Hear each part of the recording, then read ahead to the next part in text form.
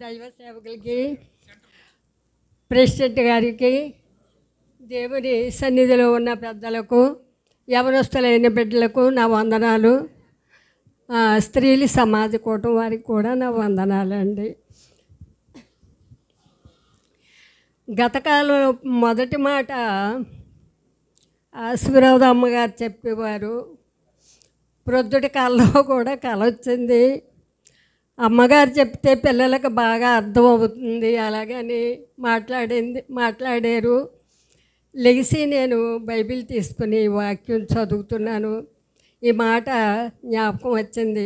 ఆశీర్వాద అమ్మగారు చెప్పితే పిల్లలందరికీ కూడా అర్థమవుతుంది అని కల కూడా వచ్చిందండి. ఏం చెప్పాలా అనుకున్నాను. 4 సువార్తల్లో కూడా దేవుని సెలవు గురించి ఉంది. పరిశుద్ధాత్మతో కలిపినటువంటి మాటలు కూడా పౌలుగా రచించినటువంటి దాంట్లో కూడా సెలవుని గుర్చినటువంటి సాక్ష్యాలు ఉన్నాయండి. పాత యుగంలో యెహోవా దేవుని కాలంలో మానవుడు చేసినటువంటి పాపాలకి మరి అప్పుడు బలులు అర్పించేవారండి.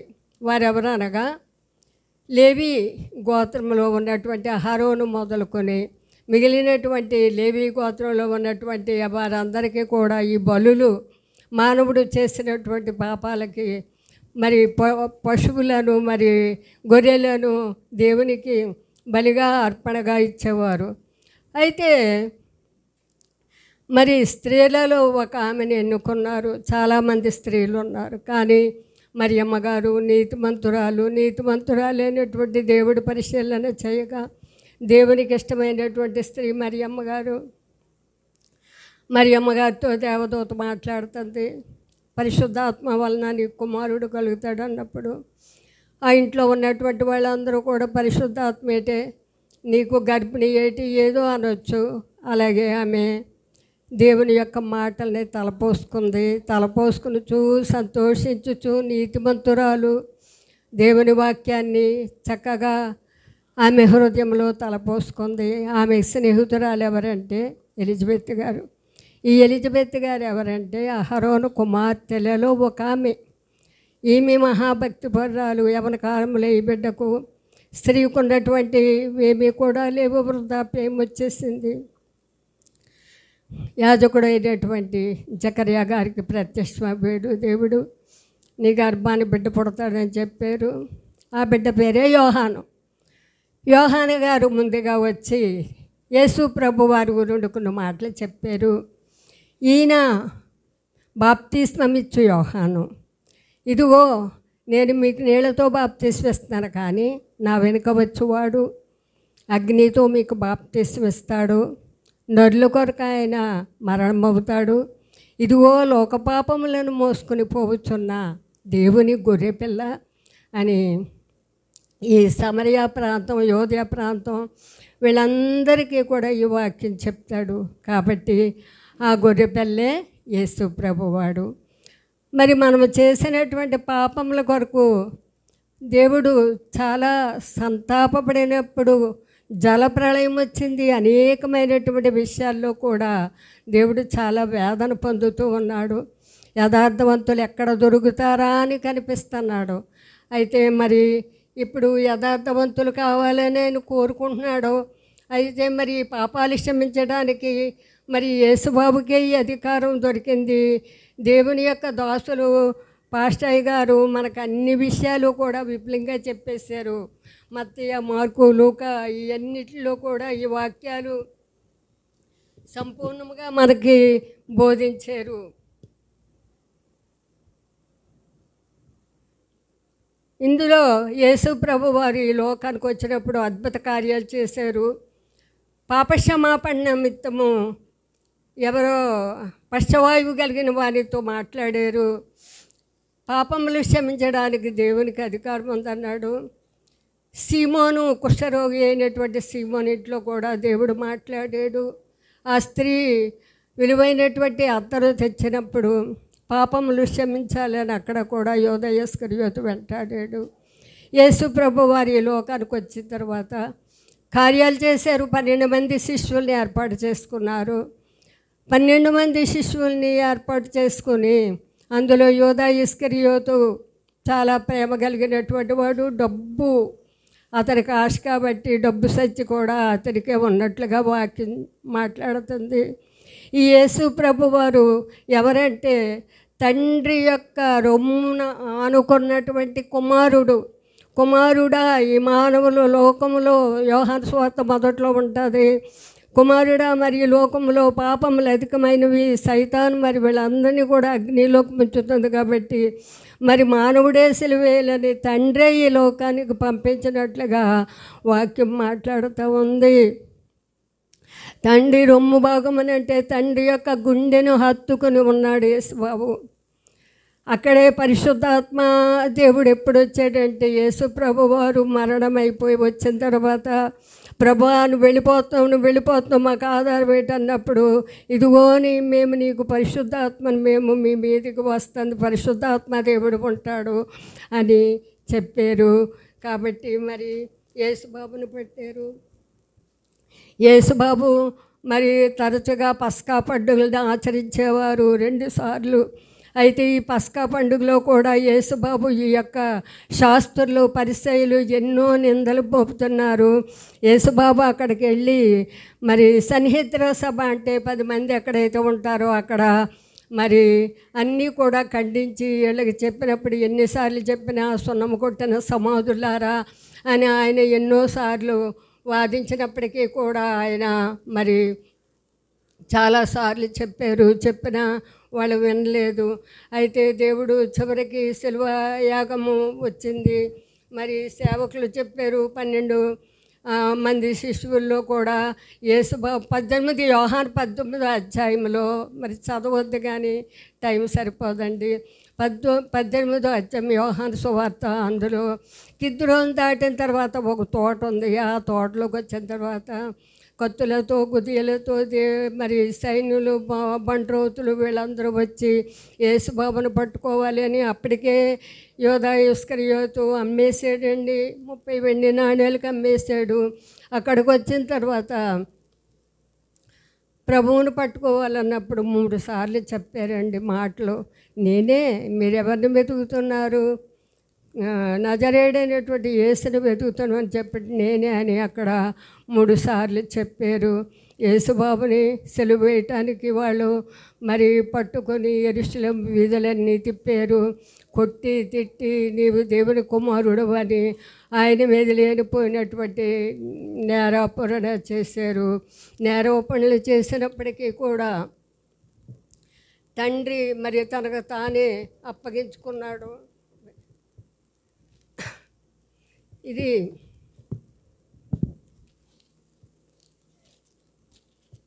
ఇలా కొంచెం ఏమనుకోకండి, కంటి ఎఫెక్టు.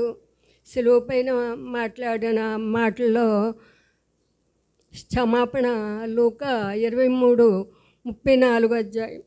తండ్రి వీరేం చేయుచున్నారు, వీరు ఎరుగరు కనుక వీరిని క్షమించుము అని యేసయ్య చెప్పారు. చదవద్దండి, టైం అయిపోయింది కదా.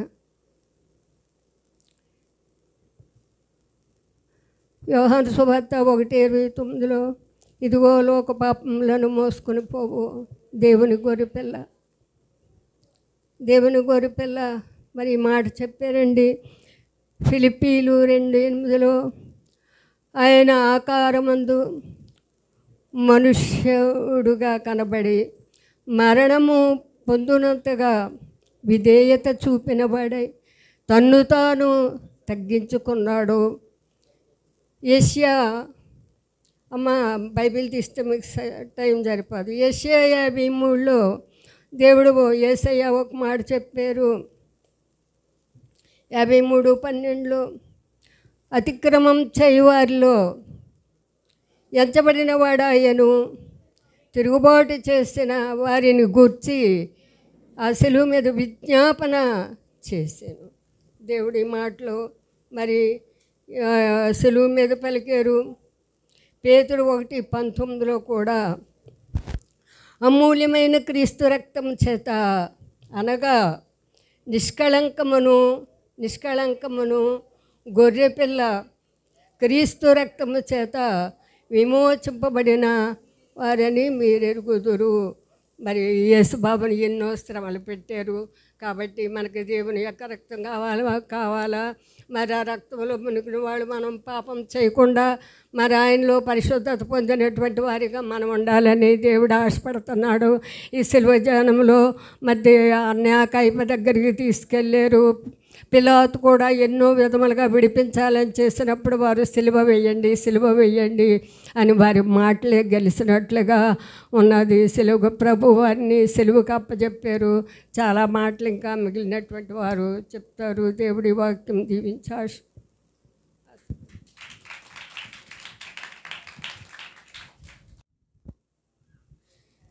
దేవుని నామానికి వందాలండి. ఈ అవకాశం ఇచ్చిన అధ్యక్షుల వారికి, అయ్యగారికి, ఇక్కడ కూడిన సంఘస్థులందరికీ నా హృదయపూర్వక ధన్యవాదాలు. ఈవేళ గుడ్ ఫ్రైడే కోసం నేను రెండవ మాట మాట్లాడుతున్నాను. అయితే ఇది లూకా సువార్త 23వ అధ్యాయము 43వ వచనం అండి. ఒకసారి అందరూ బైబిల్ తెరిచినట్లయితే లూకా సువార్త 23వ అధ్యాయము 43వ వచనం చదువుకుందాం. అందుకు ఆయన వానితో, పరదేశిలో ఉందు అని నిశ్చయముగా నీతో చెప్పుచున్నాను నేను. ఈ మాట రెండో మాట. ఇప్పుడు అందులో ఉన్న ఒక దొంగతో యేసయ్య గారు చెప్తున్న మాట, నేడు నీవు నాతో కూడా నిశ్చయముగా పరదేశిలో ఉందు అని. ఆయన ప్రవచనాలు నెరవేరినట్లుగా అతిక్రమం చేయవారిలో ఎంచబడిన అయినట్టుగా ఆయన ఆ ఇద్దరు దొంగల మధ్యలో ఆయన సిలువ వేయబడ్డారు. అంటే ఇక్కడ కుడివైపున ఒక దొంగ, ఎడం వైపున ఒక దొంగ ఉన్నారు, మధ్యలో యేసయ్య వారు ఉన్నారు. అంటే ఇప్పుడు మనం గమనించవలసింది, యేసయ్య మధ్యలో ఉన్నాడు. రక్షణ అనేది ఈ దొంగకి కూడా సమీపంగా చాలా దగ్గరగా ఉంది. అందులో రక్షణ ఇద్దరు వినియోగించుకున్నారా, ఒక్కళ్ళే వినియోగించుకున్నారా? ఒక్క దొంగే వినియోగించుకున్నాడు. అయితే ఆ దొంగ అంటున్నాడు, నీ రాజ్యంలోకి వచ్చినప్పుడు నన్ను జ్ఞాపకం చేసుకోను. కానీ దేవుడు ఏమన్నా ఆలోచించాడా? ఇప్పటి వరకు నువ్వు దొంగగా ఉన్నావు, నీకు నా గురించి ఏం తెలియదు, రక్షణ అంటే ఏం తెలియదు, ఇప్పుడు రక్షించమంటే నేను ఎలా రక్షిస్తాను చూద్దాంలే అనలేదు. వెంటనే ఆయన ఏం చెప్పారండి, నేడు నీవు నాతో కూడా నిశ్చయంగా పరదేశిలో ఉందని వెంటనే ఆయన చెప్పేశారు. మనమైతే ఏమనుకుంటామంటే, మనమైతే మనుషులం కాబట్టి పై రూపాలు చూసి తీర్పులు ఇస్తాం. కానీ మన దేవుడైన యేసయ్య అంతరంగం తెలిసిన దేవుడు. అసలు అక్కడ ఏం జరిగింది, ఏ మార్పును చూసి ఆ దొంగకి అంత గొప్ప రక్షణ వచ్చింది అన్నది ఈరోజు మనం తెలుసుకుందాం. అయితే ఒకసారి మనం ఇదే అధ్యాయంలో కొంచెం ముందుకి చదువుదాం. 41వ వచనం ఒకసారి చదవండి. 40 చదవండి. అయితే రెండో వాడు వారిని గద్దించి, నీవు అదే శిక్షలో ఉన్నావు గనక దేవునికి భయపడవా? ఇది న్యాయమే, చాలండి. అయితే ఇక్కడ రెండో దొంగ అంటున్నాడు, ఎవరితోనూ మొదటి దొంగతో అంటున్నాడు. రెండో వాడు ఏమని, ఇది మనకి న్యాయమే, ఎందుకంటే మనం పాపాలు ఎన్నో చేస్తాం కాబట్టి ఇది మనకు న్యాయమే, నువ్వు భయపడవా అని అడుగుతున్నాడు. అంటే అప్పుడు ఆ దొంగ ఏం చేస్తున్నాడు, అలా భయపడవా అని అడుగుతున్నాడు. అంటే తనకి ఏమేస్తుంది, భయం వేస్తుంది. ఆ భయం తనలో కలిగింది. ఆ భయం ఎందుకు తనలో అలా కలిగింది, ఎందుకు ఆ దొంగ అలా మాట్లాడుతున్నాడు అంటే, యేసుక్రీస్తు వారు సిలువలో పలికిన మొట్టమొదటి మాట ఏంటండి, తండ్రి వీరు ఏం చేయుచున్నారో వీరు ఎరుగురు గనక వీరిని క్షమించమని ప్రార్థన. అవునా కదా? అప్పుడు ఏంటి, ఇందాక మనం తెలుసుకున్నాం, ఎన్నో రకాలుగా ఆయన్ని 7 డిగ్రీలు ఉపయోగించి ఆయన్ని అవమానించారు, శిక్షించారు, నలగొట్టబడ్డారు. అయినా సరే ఆయన ఇంత శ్రమను సహిస్తూ, ఇంత బాధను భరిస్తూ, ఇన్ని నిందలు భరిస్తూ, చేయని నేరాన్ని భరిస్తూ, ఏంటి ఈయన ఇంత గొప్పగా ప్రార్థన చేస్తున్నాడు అని ఆ రెండో దొంగ ఆలోచించగలిగాడు. ఆలోచించినప్పుడు ఏమొచ్చిందండి, ఆయనకి భయం వేసింది. ఆ భయం కలిగితే ఆయన ఆ భయంతో అంటున్నాడు మాట రెండో వంతో, మనకైతే ఇది న్యాయమే, ఆయన ఏ నేరం చేసినవాడు కాదు, మనం ఎన్నో పాపాలు చేసాం అంటున్నాడు. అన్నవాడు ఏమైనా ఒక మంచి దొంగ ఒక చెడ్డ దొంగ కాదు కదా, అందులో ఒక మంచి దొంగ ఉన్నాడండి. ఇద్దరు కూడా దొంగలే. ఒకసారి చూద్దాం, మత్తయి సువార్త 27:44 వచనం చదవండి ఫాస్ట్గా. ఆయనతో కూడా సిలువ వేయబడిన బందీపోటు దొంగలను అలాగే ఆయనను దూషించిరి. అంటే ఇద్దరు కూడా బందిపోటు దొంగలు అంటే మామూలు దొంగలు కాదు, బంధించి వాళ్ళు దోచుకుని అవసరమైతే వాళ్ళ ప్రాణాలు కూడా తీసేసే ఒక హంతకులాళ్ళు. ఇద్దరు కూడా దొంగలే. అందులో ఒక మంచోడు లేడు, ఒక చెడ్డోడు లేడు. కాకపోతే ఏంటంటే ఒకడిలో ఏం కలిగిందండి? భయం కలిగింది. ఆ భయం ద్వారా అంటున్నాడు, నువ్వు భయపడవా అని అడుగుతున్నాడు. మనకి బందిపోటులో ఒకడు భయపడుతున్నాడు, రెండో వాడికి ఇంకా ఆ మార్పు రాలేదు. రెండో వాడిని ఆయన గద్దించాడు, దేవునికి భయపడవా అనేసి ఆయన అడుగుతున్నాడు. యెహోవా యందు భయభక్తులు కలిగిండుట జ్ఞానానికి మూలం. ఆయనలో ఏమి స్టార్ట్ అయింది? భయం స్టార్ట్ అయింది, జ్ఞానం అయింది. మనం ఇన్ని తప్పులు చేస్తాం కదా, ఇన్ని పాపాలు చేసి ఈ శిక్షకు మనమైతే అర్హులమే. నాకైతే నేను చేసిన పాపాలు ఎంతోమందిని చంపాను, ఎంతోమందిని దోచుకున్నాను, పశ్చాత్తాపం ఆయనలో ఏమైందండి? ఆయనలో స్టార్ట్ అయింది. అందుకని ఆ మాట్లాడగలుగుతున్నాడు అన్నమాట. లుక్ 23:42 ఒకసారి చదువుదాం. అదే అధ్యాయంలో 42 వచ్చిన చూడండి. ఆయనను చూచి, లోక 23:42, ఆయనను చూచి, ఇక్కడ ఏమనుందండి? ఆయనను చూచి, యేసు నీవు నీ రాజ్యంలోనికి వచ్చినప్పుడు నన్ను జ్ఞాపకం చేసుకోమనెను. చాలండి. ఆయనను చూచి అనే మాట దగ్గర ఆగుదాం. ఈ దొంగ ఎవరిని చూస్తున్నాడు? ఆయన చూస్తున్నాడు. అంటే రాత్రి అంతా ఆయన చూడలేదా? అదే ఆయన శిక్ష వేస్తున్నప్పుడు, సిలువలో ఉన్నప్పుడు, నిందిస్తున్నప్పుడు ఆయన ఎవరో ముందే యేసును చూశాడు. కానీ ఇప్పుడు చూస్తున్నాడు. ఎలా చూస్తున్నాడు? భయంతోనూ పశ్చాత్తాప హృదయంతో చూస్తున్నాడు. పశ్చాత్తాప హృదయంతో యేసు వైపు చూస్తున్నాడు. చూచి అంటున్నాడు, నీవు నీ రాజ్యంలోనికి వచ్చినప్పుడు నన్ను జ్ఞాపకం చేసుకొని అంటున్నాడు. ఆయన్ని పశ్చాత్తాప హృదయంతో, అంటే ఆయన ఎవరైతే పశ్చాత్తాప హృదయంతో చూస్తారో, ఒకసారి ఇశ్రాయేలు అరణ్యంలో ప్రయాణిస్తున్నప్పుడు తాప సర్పముల చేత ఎంతోమంది చనిపోతారు. అప్పుడు మోషే గారు ఇత్తడి సర్పాన్ని ఎత్తినప్పుడు దాన్ని ఎవరైతే చూసారో వాళ్ళు బ్రతికారు. ఇప్పుడు కూడా అంతే. ఇప్పుడు ఆ కాలంలో ఆ సర్పాన్ని ఎవరైతే చూచారో వాళ్ళందరూ బ్రతికారు. ఇప్పుడు యోహాను సువార్త 3:15 ఒకసారి చదవండి. యోహాను 3:15. అరణ్యంలో చదవండి గట్టిగా.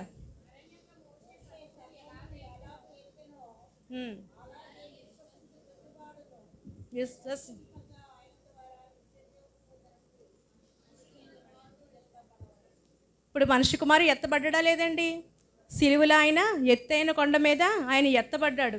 ఇప్పుడు మనం ఏం చేయాలి? మనం రక్షింపబడాలంటే ఆయన్ని మనం చూడాలి. అది ఎలా చూడాలి? పశ్చాత్తాప హృదయంతో చూడాలి. అనేకులకు ప్రతిగా క్రయధన విమోచనకు ఆయన ప్రాణాన్ని ఇచ్చాడని మనం విశ్వసించాలి. ఇందాక అయ్యగారు చెప్పారు, భారం ఏముంది మన మీద? ఉంది. సులువుగా పెట్టే పాపాలను ఏం చేయాలి? విడిచిపెట్టాలి. విశ్వాసం కలిగి ఎవరైతే విశ్వాస హృదయంతో ఈ దేవుడు నా కోసమే వచ్చాడు, నన్ను రక్షించడానికే వచ్చాడు, నేను పొందవలసిన శిక్షను సిలువలో ఆయన భరిస్తున్నాడని ఆయన వైపు ఎవరైతే చూస్తారో, ఎవరైతే విశ్వసిస్తారో వాళ్ళే రక్షింపబడతారు. అయితే ఈ దొంగ ఏంటి? మనం ఇన్ని రోజుల నుంచి చర్చ్కి వస్తున్నాం, ఇన్ని క్రిస్మస్లు చేసుకుంటున్నాం, ఇన్ని ఉపవాస కూడికలకి వెళ్తున్నాం, ఇన్ని గుడ్ ఫ్రైడేలు చేసుకుంటున్నాం, బాప్తీసం తీసుకున్నాం, రక్షణ పొందాం. అయినా సరే మన దేవుని స్వరాన్ని ఇంకా వినలేకపోతున్నాం. దేవుడు మనతో మాట్లాడట్లేదు. ఎంత చూసినా మన బ్రతుకులు ఇలాగే ఉన్నాయి. ఈ దొంగ ఏంటి ఇంత త్వరగా రక్షింపబడ్డారు అని అనుకుంటాం. బాప్తీసం పొందాలి, కానీ అక్కడ బాప్తీసం కూడా దొంగ పొందలేదు. మనమైతే రక్షణ తీసుకున్నాం, చర్చ్కి వస్తున్నాం, ఆరాధిస్తున్నాం, పూజిస్తున్నాం, దేవుడి వాక్యం వింటున్నాం, దేవుళ్ళలో బలపడుతున్నాం. అయినా సరే మనకు రక్షణ ఇంకా, మన పరలోక రాజ్యానికి వెళ్తామంటే ధైర్యంగా చేతులెత్తి చూపించగలమా? ఇంకా లేదు మనలో రక్షణ. ఎందుకంటే ఇంకనూ ఆయన్ని మనం చూచేవారిగా లేమేమో. ఆయన్ని చూడాలి. ఆ దొంగ తను చూచాడు. ఆ శక్తి ఏంటో ఆయన గ్రహించాడు. పశ్చాత్తాప హృదయంతో ఆయన్ని చూశాడు. అంతేకాదు, ఏసుతో ఉన్న ఆయనకి ఎన్ని రోజులు ఆయనతో సాహసం కూడా ఆయనకి లేదు. ఒక్క సింగిల్ నైట్ ఆయనతో గడుపుంటాడు, ఆ పొద్దున వరకు ఆయనతో ఉన్నాడు, అంతే కదా.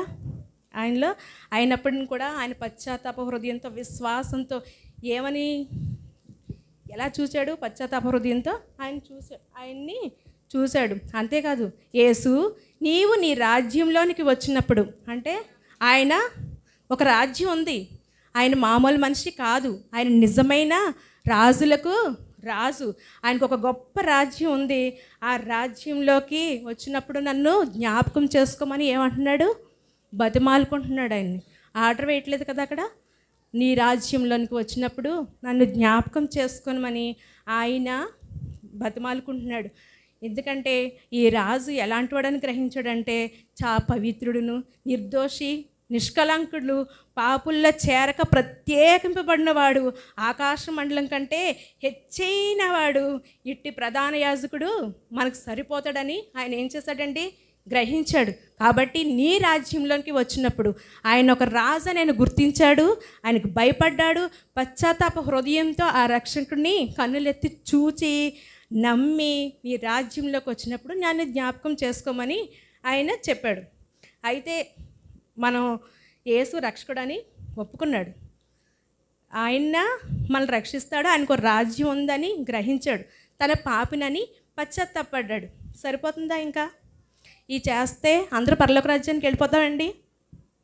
పరలోక రాజ్యానికి ఇవి చేసినంత మాత్రాన పరలోక రాజ్యానికి మనం చేరలేం. అయితే మనకు డౌట్ రావచ్చు, ఇతను బాప్తీసం తీసుకోలేదు కదా, బాప్తీసం పొందాలి కదా, పొందితేనే కదా రక్షింపబడతాము అనేసి. మార్కు 16:16 ఇలా ఉంటుంది, నమ్మి బాప్తీసం పొందినవాడు రక్షింపబడును, నమ్మని వానికి శిక్ష విధింపబడును. ఇక్కడ ఆయన నమ్మాడు కదా, ఇప్పుడు బాప్తీసం తీసుకోవాలి. ఆయన రక్షింపడాలంటే ఏం చేయాలండి? దొంగ బాప్తీసం తీసుకోవాలి. ఇప్పుడు అక్కడ ఉన్న రోమన్ ప్రభుత్వానికి వెళ్ళి, నేను నా ఆఖరి కోరిక, నా చివరి కోరిక తీర్చండి, నేను బాప్తీసం తీసుకుంటానంటే ఆ ప్రభుత్వం వారు అంగీకరిస్తారా? ఒకవేళ అంగీకరించారే అనుకుందాం, పౌలు గారు బాప్తీసం ఇచ్చే పౌలు గారు అప్పటికి చనిపోయారు, ఆయన లేరు, శిష్యులు చెల్లాచెదరుగా ఉన్నారు. బాప్తీసం ఇస్తున్న యేసయ్య గారు తన పక్కనే ఉన్నాడు, తనకు బాప్తీసం తీసుకునే అవకాశం అక్కడ లేదు. లేకపోతే ఖచ్చితంగా తీసుకునేవాడేమో, కానీ అక్కడ బాప్తీసం తీసుకునే అవకాశం ఆ దొంగకి లేదు. కాబట్టి ఆయన బాప్తీసం తీసుకోలేకపోయాడు. అయితే మనం కూడా యేసు ప్రభువుని, ఆయన మనం రక్షిస్తాడని మనం నమ్మి బాప్తీసం తీసుకుని ఉన్నాం మనం. కానీ అంత మాత్రాన మనం పరలోక రాజ్యాన్ని చేరలేం. ఎందుకంటే చేయవలసిన గొప్ప పని ఇంకొకటి ఉంది. అది ఏంటంటే, ఒకసారి మత్తయి 24:13 ఒకసారి తీయండి అమ్మా. మత్తయి సువార్త 24:13 గట్టిగా. ఎప్పటి వరకు సహించాలంటండి? ఎప్పటి వరకు? అంతం వరకు. మనం అనుకుంటూ ఉంటాం, ఒకసారి మనకి వాక్యం చెప్తున్నప్పుడు అయ్యగారు మనలో చాలా ఉజ్జీవం రగులుకుంటుంది. ఇన్ని రోజులు ఇన్ని మాటలు మనకి తెలియలేదు, బైబిల్ చదువుతున్నా మనకి ఎక్కని మాటలు, ప్రతి వర్డ్ ఆయన వివరిస్తున్నప్పుడు ఇంత గొప్పదా బైబిల్, ఇంత శక్తివంతమైనదా, నేను జీవిస్తున్న బ్రతుకు ఇంత చిన్నదా, ఇంత వ్యర్థమైన బ్రతుకు కోసం ఇంత పోరాడుతున్నామా అని ఒకలాంటి ఉజ్జీవం మనలో వస్తుంది. అది మనం ఎంతవరకు కాపాడుకోవాలట? అంతం వరకు. నీలో ఊపిరి ఉన్నంత వరకు నీ రక్షణ పాత్ర నువ్వు చేత పట్టుకుని దాన్ని జాగ్రత్తగా కాపాడుకోవాల్సిన బాధ్యత మనందరిపైన ఉంది. ఆ దొంగ కూడా అప్పటి వరకు వాళ్ళందరూ దూషించారు యేసయ్య వారిని. నువ్వు ఏం దూషించడానికి కూడా ఏం లేదు, నువ్వు గొప్ప రాజు కదా, నువ్వు క్రీస్తు కదా, నువ్వు సిలువ దిగచ్చు కదా, నువ్వు రక్షించవచ్చు కదా, నువ్వు అలా కదా ఇలా కదా స్వస్థపరచే కదా, నీకు శక్తి ఉంది కదా, బలం ఉంది కదా అని ఆయన్ని ఎంతో నిందించారు, దూషించారు. అన్నీ అయిపోయింది. మళ్ళీ ఆ మాటల్లో ఆ దొంగ ఇంకా మళ్ళీ మాట కలిపినట్టు కానీ, వారికి సమాధానం చెప్పినట్టు కానీ, ఆ స్థితికి ఆయన దిగజారిపోయినట్టు కానీ ఎక్కడ ఇంకా కనిపించదు. ఎంతసేపు బ్రతుకుంటే అంతసేపు కూడా ఆయన యేసుని చూసి ఆయన ఎంతే పశ్చాత్తాపడి ఆయనలోనే నిలిచి ఆయన గొప్ప రక్షణ తీసుకున్నారు. మరి మనమైతే చిన్నప్పటి నుంచి క్రైస్తవులుగానే పేరుంది మనకి, ప్రతి ఆదివారం చర్చ్కి వస్తాం, మారుతూ ఉంటాం. కానీ మన రక్షణ పాత్రను మన చేత పట్టుకుని ఎలా పరిగెడుతున్నామా, మనం కాపాడుకోగలుగుతున్నామా? బైబిల్ స్పష్టంగా చెప్తుంది, అంతం వరకు సహించి వాడెవడో వాడే రక్షింపబడతాడు. ఆ దొంగకు ఉన్న కొద్ది సమయంలో కూడా ఆ దొంగ ఏం చేశాడండి? తన సమయాన్ని వినియోగించుకున్నాడు. తన పశ్చాత్తాపంతో కుమిలిపోయాడు. తన పాపాలని నోటితో ఒప్పుకోవాలి. ఒప్పుకున్నాడు కదా ఆయన, తండ్రి నన్ను క్షమించు, అదే క్షమించని అడగకపోయినా నన్ను జ్ఞాపకం చేసుకో ప్రభా అని తన పశ్చాత్తాపం హృదయంతో అడిగాడు. తన పాపినని గ్రహించాడు. చనిపోయే కొద్ది సమయం వరకు కూడా ఆయన వైపు చూస్తూ ఆయన రక్షణను కొని తెచ్చుకున్నాడు. అటువంటి విశ్వాసం కూడా, విశ్వాసం అని చెప్పుకుంటున్న మనకు కూడా బలంగా ఉండాలి. పౌలు గారు ఒకప్పుడు హింసకుడే. దేవుణ్ణి చూచిన తర్వాత ఆయన సాక్షి ఎంత గొప్పగా ఉంటుందండి. మంచి పోరాటము పోరాడి తిని నా పరుగు విశ్వాసమును కాపాడుకుంటుని. ఏంటండి, ఆయన విశ్వాసాన్ని కాపాడుకున్నాడు. నేను క్రీస్తుని పోలి నడుచుకున్నాను, మీరును నన్ను పోలి నడుచుకునండి. ఈ మాట చెప్పడానికి ఎంత ధైర్యం ఉండాలి, ఎంత విశ్వాసం ఉండాలి, ఎంత గట్స్ ఉండాలి. మనం చెప్పగలమా? నాలా నువ్వు ఉండని చెప్పగలమమ్మా ఎవరికైనా? ఎందుకంటే మనలో ఇంకా పాపం అనేది ఉంది. పౌలు గారు ఒకప్పుడు హింసకుడే. ఏదైనా సరే ఆయన చూచిన తర్వాత ఆయన ఎప్పుడూ ఆ స్థితి నుంచి ఆయన త్రొట్టిల్లిపోలేదు. అందుకే పౌలు గారు గుండెల్లోంచి గొప్ప సాక్ష్యం వచ్చినట్టుగా ప్రతి బిడ్డ గుండెలోంచి అదే సాక్ష్యం రావాలి. క్రీస్తుని పోలి నడుచుకోవాలి. ఎందుకంటే మన క్రీస్తు పరిశుద్ధుడు, మీరును పరిశుద్ధులై ఉండుడి అని చెప్తుంది వాక్యం. మన పరిశుద్ధ జీవితాన్ని కాపాడుకోవడానికి ప్రతిరోజు వాక్యం అనే ఉదక స్నానం మనం చేయాలి. అనుక్షణము దాన్ని ధ్యానించుకోవాలి. ఆ దొంగలో ఇన్ని మార్పులు ఇంత కలిగింది కాబట్టే వెంటనే దేవుడు నిశ్చయంగా వెంటనే నీవు కూడా నాతో పరదేశంలో ఉందువు. ఇందుకే పరదేశం అంటే ఏంటి? అది ఎక్కడ ఉంది? పరదేశం అంటే ఏంటండి?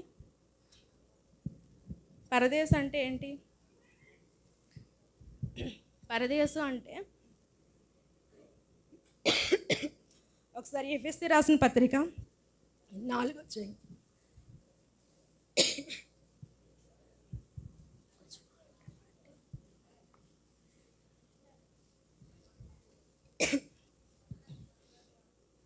4:8 చదువుకుందాం అండి.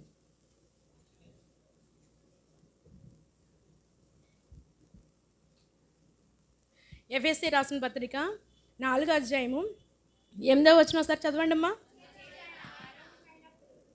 అక్కలు చదవండి. ఆరోహణమైనప్పుడు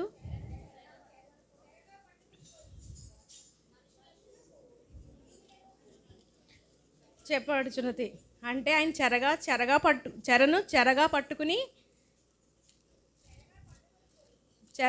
పట్టుకుని పోయి అవును, ఇక్కడ చెరగా పట్టుకుని పోయి మనుషులకు ఈవులను అనుగ్రహించినని చెప్పబడుతుంది. ఇంత చెరగా పట్టుకుని పోయి అంటే ముందు అది ఎక్కడుందంటే అదే అధ్యాయం చదువుకుందాం. అదే 8వ వచనం చదవండి ఒకసారి. 9వ వచనం చదవండి.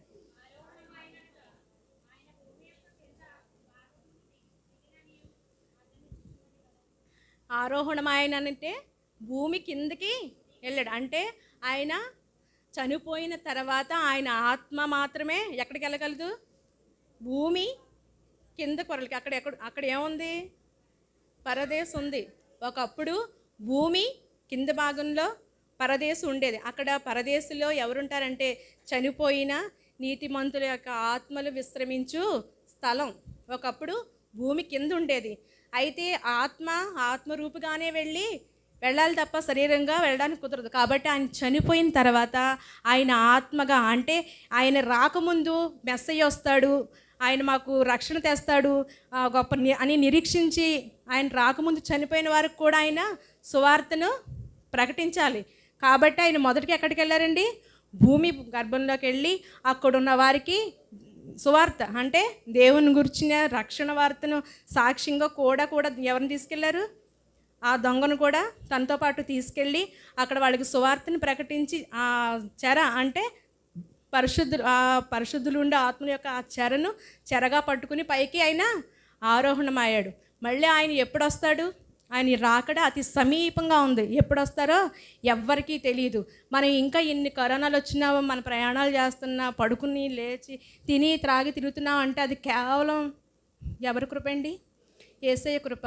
ఎందుకు మనకి దేవుడు ఇంత కృపను అనుగ్రహించి మనల్ని పోషిస్తూ మనం కాపాడుతున్నాడు అంటే నశించిపోవుట ఆయనకి ఇష్టం లేదు. ప్రతి ఒక్కరూ రక్షింపబడాలన్నదే ఆయన తాపత్రయం. మన పెద్ద గొప్పవారం అని కాదు కదా మనకి ఇంత ఆరోగ్యాన్ని ఇచ్చి ఆయుష్ని ఇవ్వడానికి.